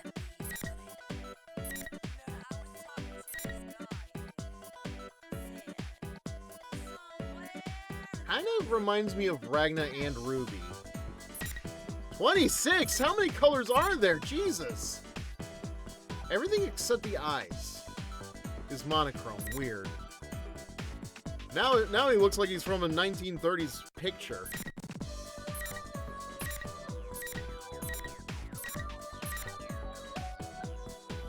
Interesting.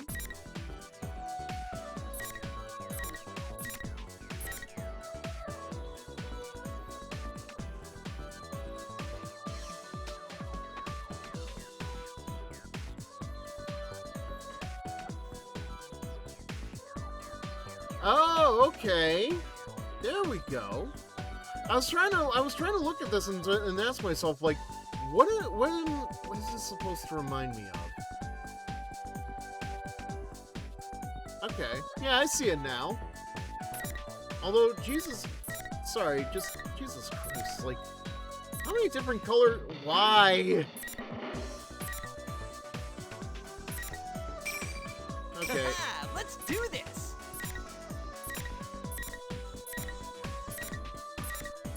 Christmas? What are some of these, like, are these supposed to be, like, referencing other characters or something? I don't quite wait. 12 doesn't look like it's changed at all. You're right about the Jin colors. Yeah, like, this feels very intentional. Hold on, I may need to study this later. Because some colors are Blaze Blue and Guilty Gear references. That doesn't surprise me. Oh. Okay, so Yosuke just has, like, some kind of a shading difference, I guess?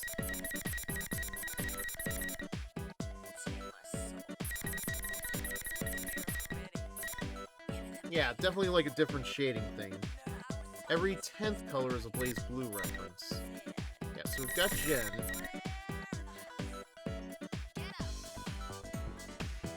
Yeah, Yu's is obviously Ragna.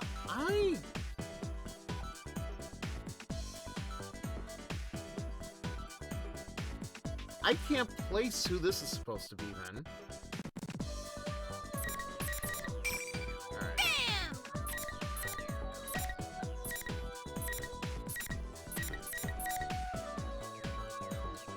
Makoto, obviously. Alright.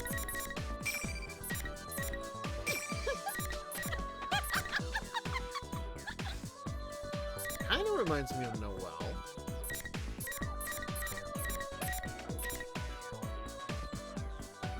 Carl! You freaking fucking kidding me? Freaking car, I mean, it kind of works for this one, but like, really? Yukiko is car, fuck off, Arxis. Fuck off, kindly just fuck off. Oh god, what's Kanji gonna be?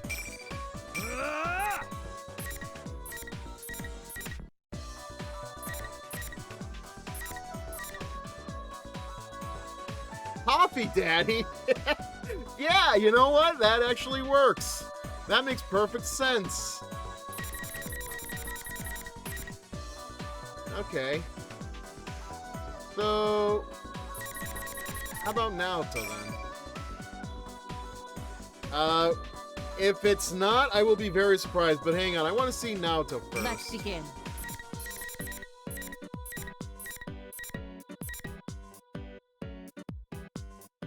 Ah! Harumi.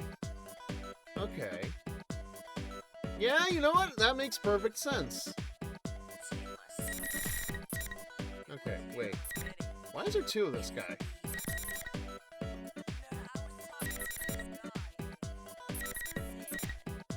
Weird.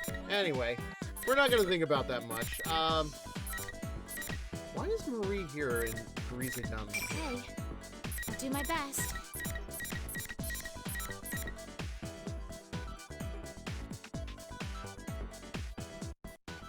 Amane? I kind of see it more in her persona than anything. Oh god, poor Marie. Okay. Let's see who Rize's is.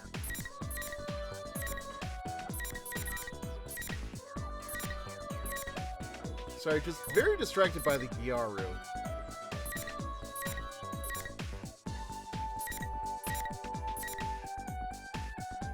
Yeah, that's Luna. That is definitely Luna. Well, not Luna, just Platinum the Trinity in general. Alright, so what about... Alright, here goes.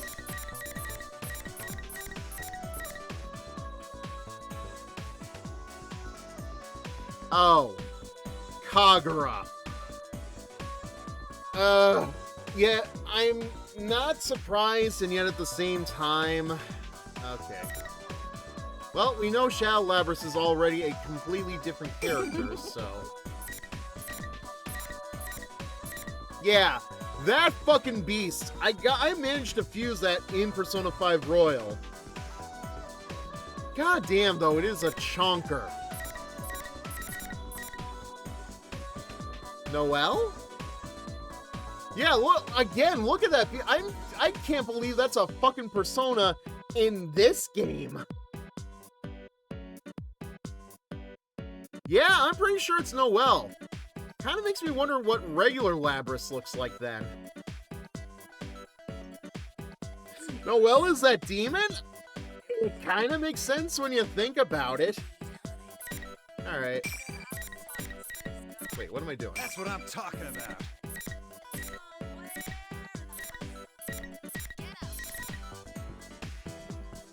Ah, Bang Shishigami. Perfect. Love it. Alright, what about you, Elizabeth? What could they possibly do to you?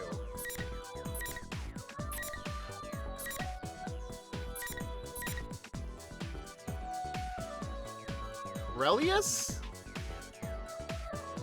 That's all I'm seeing here.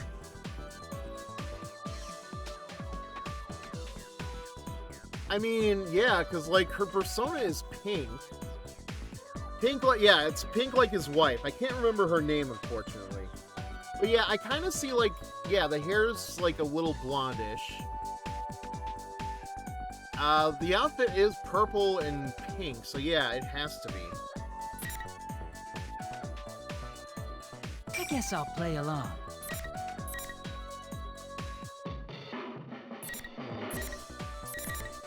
Why does this particular color ring some bells? Okay, so this is Yuki Terumi, which means Naoto is Hazama. Tomato, tomato, if you ask me, but yeah, it makes perfect sense.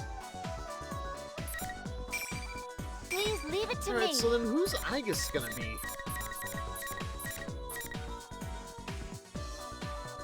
New. That's new. That is definitely new. So, does that mean Labras is Lambda?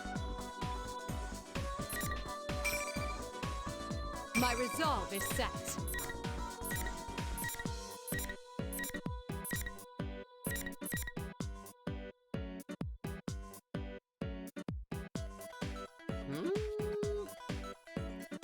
I gotta be honest with you, I'm not recognizing this one.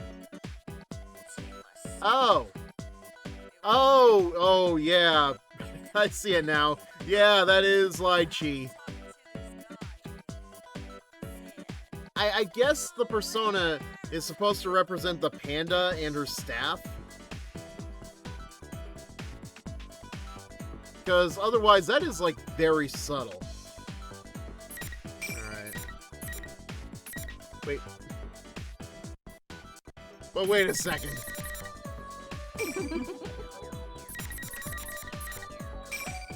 How does Labras have two shadow forms? That doesn't make sense. Time for some educational discipline. God, she really learned how to speak from Joey Wheeler, didn't she? Don't ask why there's two, just don't. I'm gonna guess we're gonna find out eventually, but...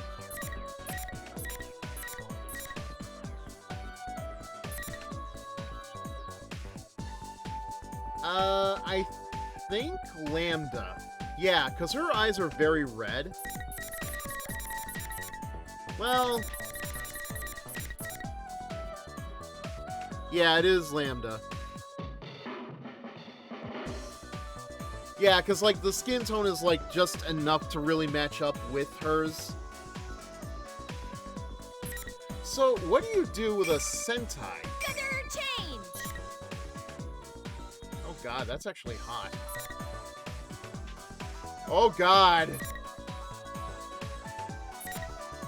Pink hair tan lady. Actually, these aren't bad.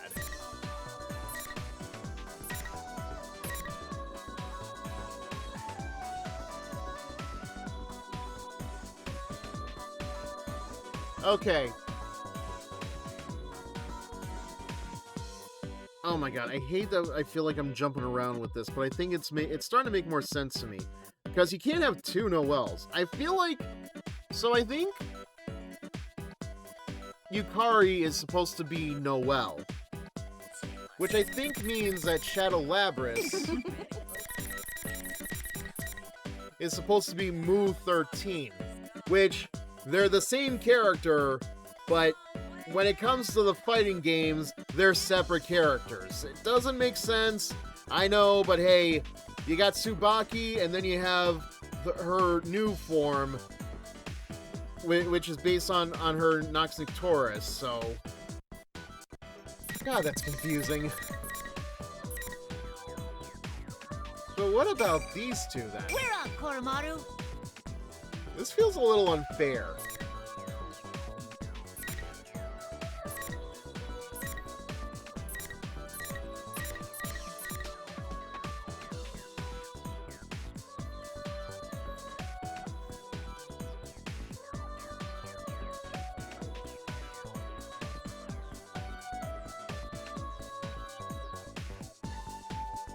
Yeah, hang on. Like, okay, first of all, I want to figure this out.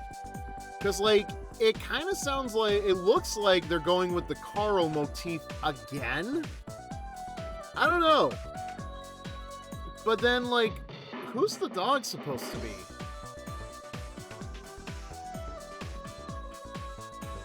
Nobody that's coming to mind, actually. Okay, so it is Carl. So, I don't know, I guess Carl gets two references in one. Screw him. Alright, what about Margaret? My, this looks like fun. Why did she get 3?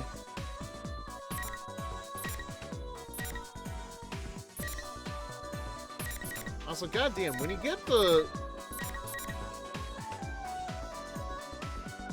legs to match the skin tone. That was Makoto. Does Ken's voice sound familiar? That was Makoto again. Yeah, you know what? I'm sorry. I meant to. Now, let's begin. Hey, she voices a lot of characters, huh? Shall we begin?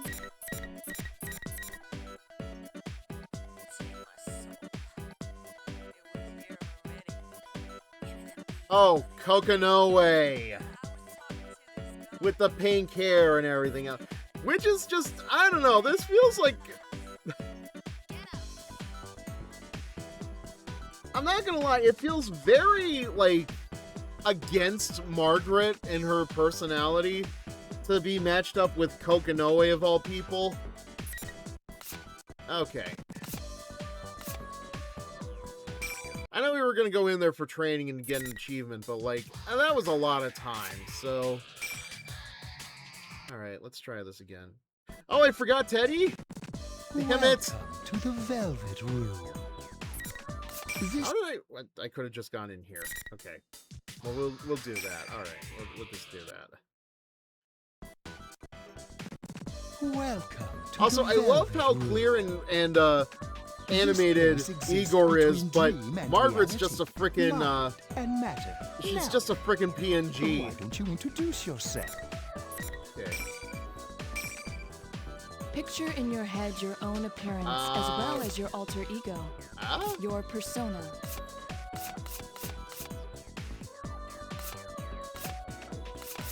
I mean, this isn't gonna matter either ways. I don't know.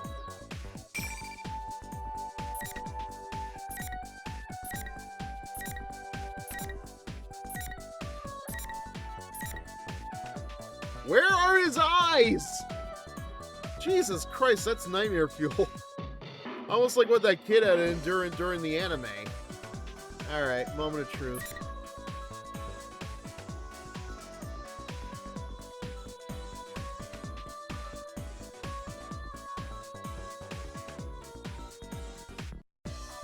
Oh, this is Jack Frost. Okay.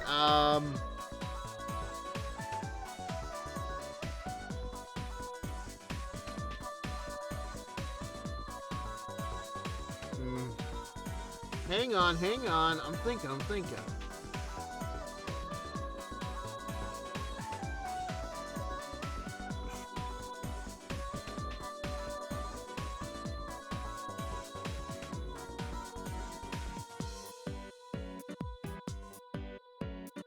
Oh!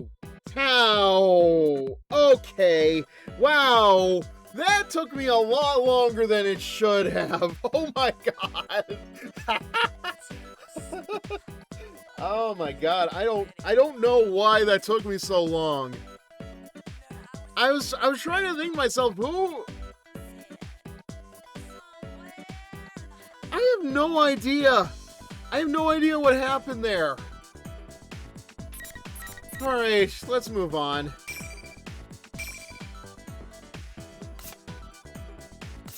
Okay. Alright, we might as well just go with the gin colors. Very well. God. I don't know, I was having a real moment there.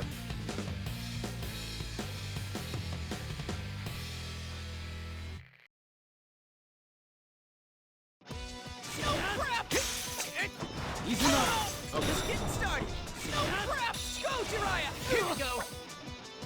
Go get me! Oh, crap! Crap! Izunagi! Crap! Oh, crap! Okay, hang on. Oh, crap! Hang on. Go get me! Yikes! Crap! Izunagi! Go Izunagi! get me! Yikes! Izunagi! Crap! Izunagi! There you are! Go get me! Oh, crap! Hang on. Go, son! Go get me, son! Oh, crap! Is that not funny? Go Izunagi! get me! Yikes! Go get me! Oh, crap! Go get me! Izunagi! Go get me!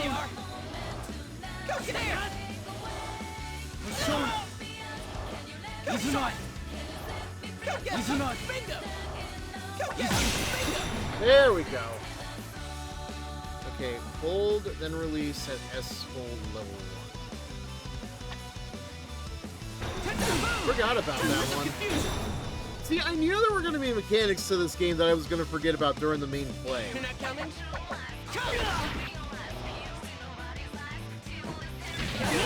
There we go. Oh, God.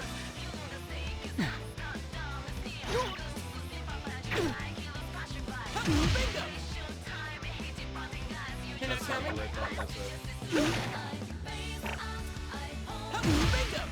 Okay.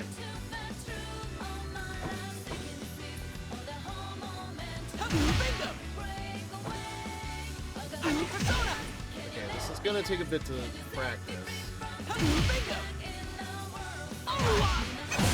There we go. Moonsault.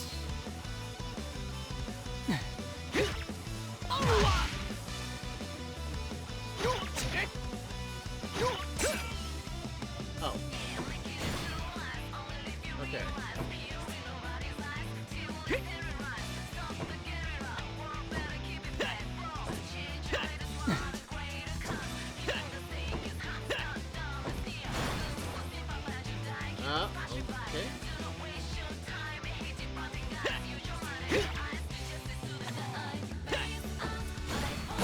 There we go.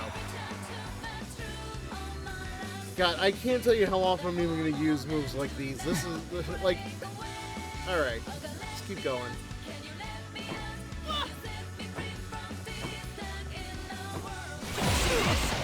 Jesus!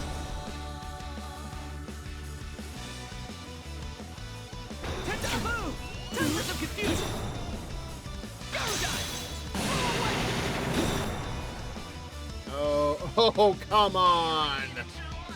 Oh, come... Oh! It's showtime! Alright, let's do this!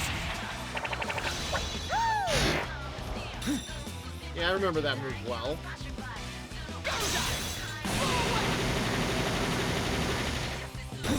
Alright. Crap!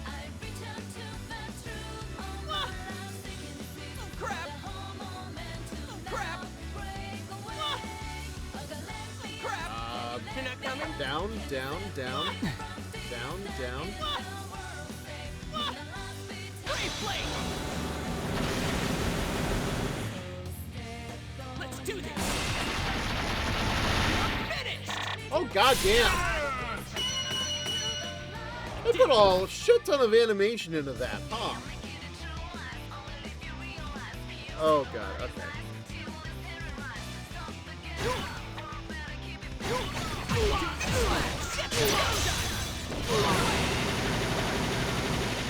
There we go.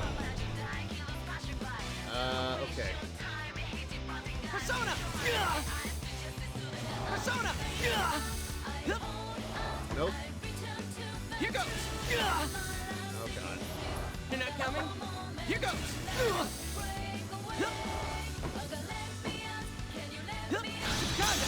It's showtime! Alright, let's do this! Okay.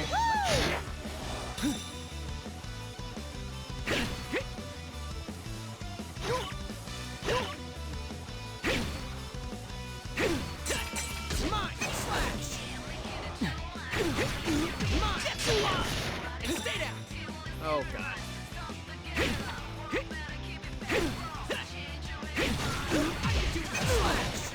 Okay, that's not right. It's like a muscle memory I gotta add in here.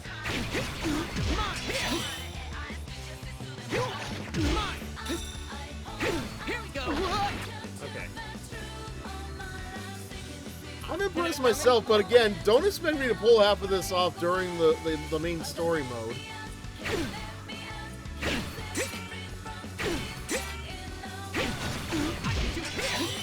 I keep forgetting to push down on that one.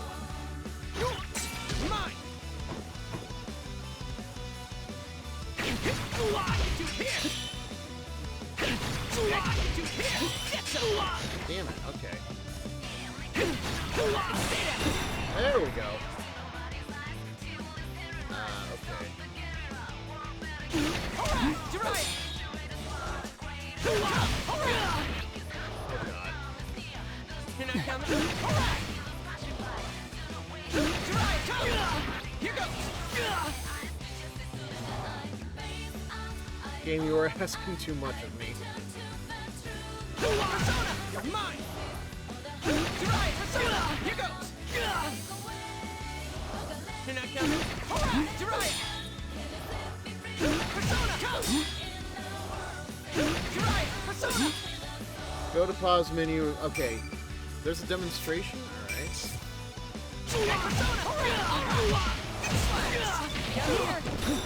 Oh god, there's no way.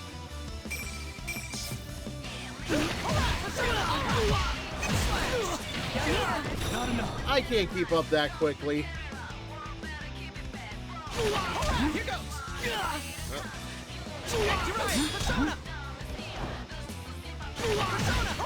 Persona! Yeah, that's not happening. I'm sorry.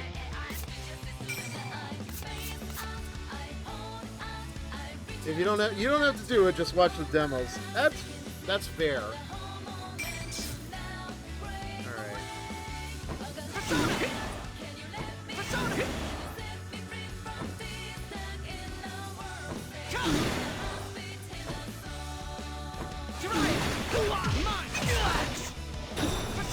Damn it. Okay.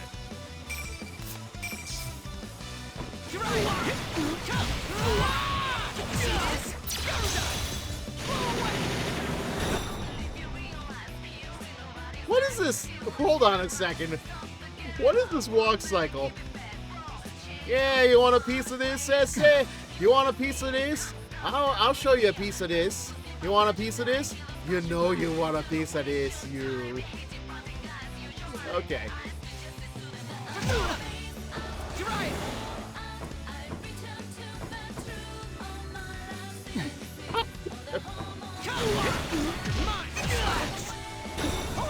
Okay, it would not let me. Okay. One more.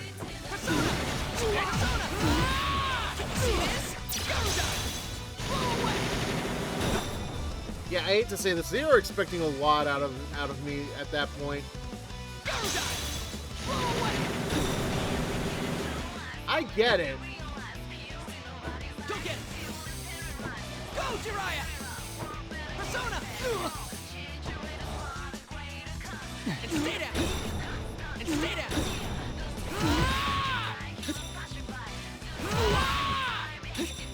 A lot of the 39-year-old thumbs. Excuse you. Come on. And stay down! I'm getting these individually released. Like, I understand that much.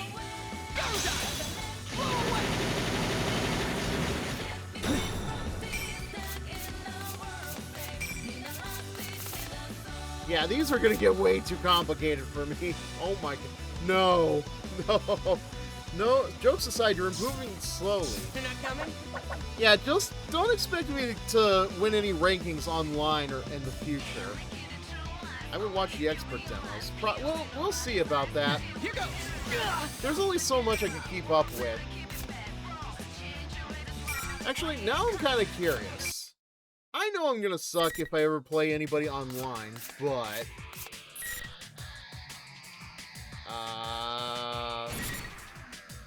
Did I...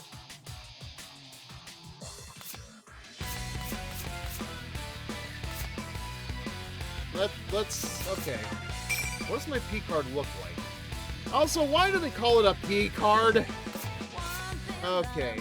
Icon, U, title, no titles yet. Active times, doesn't matter. Okay. Alright, so one player match. One player match, and we'll see how this goes.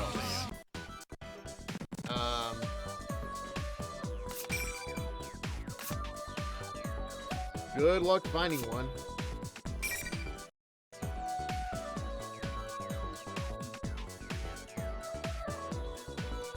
Huh.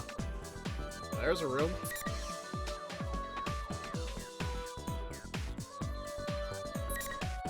Failed to connect. Let's try again.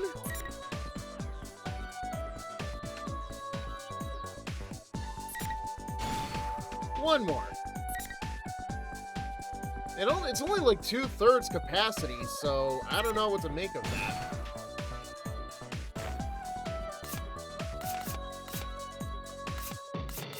Okay, well, never mind then. F minus!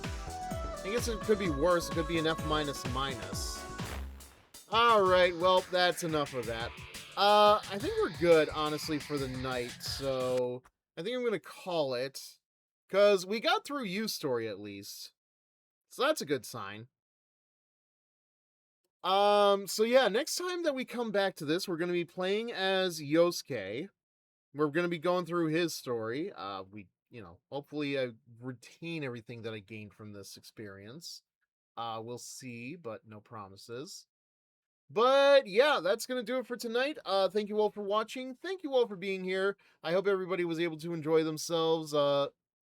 Everybody that was here, Yuki, Valmont, Ash, Urkanome, thank you guys for being here for however long you may have been. I'm glad you had fun. I do at least enjoy, like, even if the writing is good, there is like something to riff on with some of these games, you know?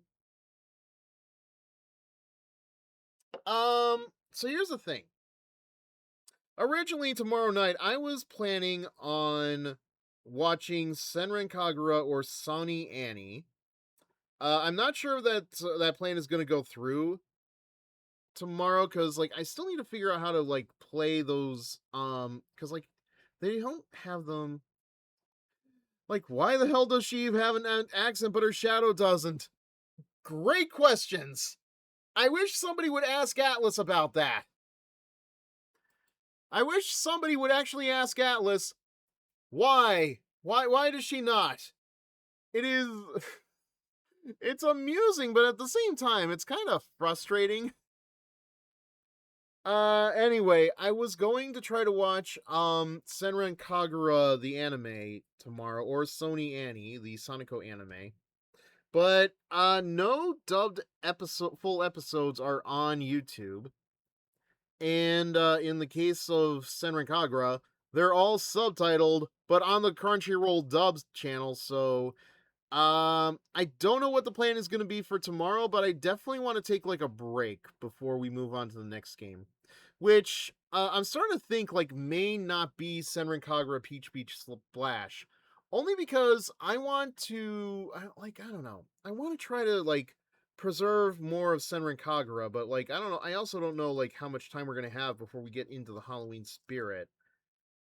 And I'm debating whether or not I'm going to save Devil May Cry 4 for during October. I still need to think about that one. So I don't know. Tomorrow night we do have, so, like, I know there is the Dead by Daylight stuff going on in, what is it? It's the Shuffle. It's the something Shuffle. I know there's, like, a full name to it, but I can't think of what it is. But yeah, that's gonna be that. There is that. So, like, if I can't figure out how to play my, DVDs on OBS, then it's likely we're just gonna do something else. So, I don't know, expect either Marvel Rivals or Dead by Daylight. That is the best I can offer. Um, yeah, that's all I got. Yeah. So yeah, I don't know. I'm gonna try to figure something out. No promises, but we're gonna try to figure that out. Maybe I'll try to figure it out after I end the stream and I do a raid. Speaking of which, let's see who to go into tonight. Hmm. Well, let's see. A lot of options, not gonna lie. Hmm. And I'm kind of curious about one thing though. Because, like, looking at the data for Persona 4 Arena Ultimax, it does look like there is somebody that plays on Thursday nights. So,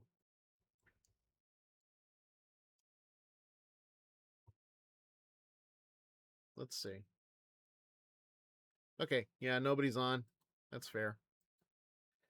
Let's see. It's a lot of tough choices. I don't know. What would you rather? Would you rather, I'm not gonna name who is doing what, but I mean, if I do, like, one option is gonna be heavily, imbalanced over the other. I will say that, because, like, if I, one, more people are playing one game than the other. But, alright, Dead by Daylight or Sonic Racing Cross Worlds? What would you all prefer?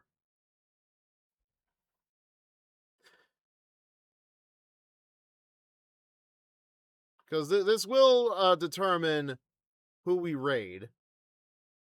You ain't slick. Yeah, I know. I'm not slick. Alright, well, I tried. Alright, yeah, because, yeah. I got, how many people are, like, I've got 2, 3, 4, like, 5 people playing Marvel Rivals. How many people are playing Dead by Daylight? 1.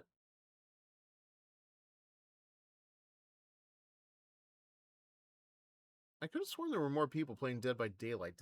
Are they not playing Dead by Daylight? Huh. Alright then. Okay. Alright, well, regardless, we are gonna go right into Fred, see how he is doing in Sonic Racing Cross Worlds.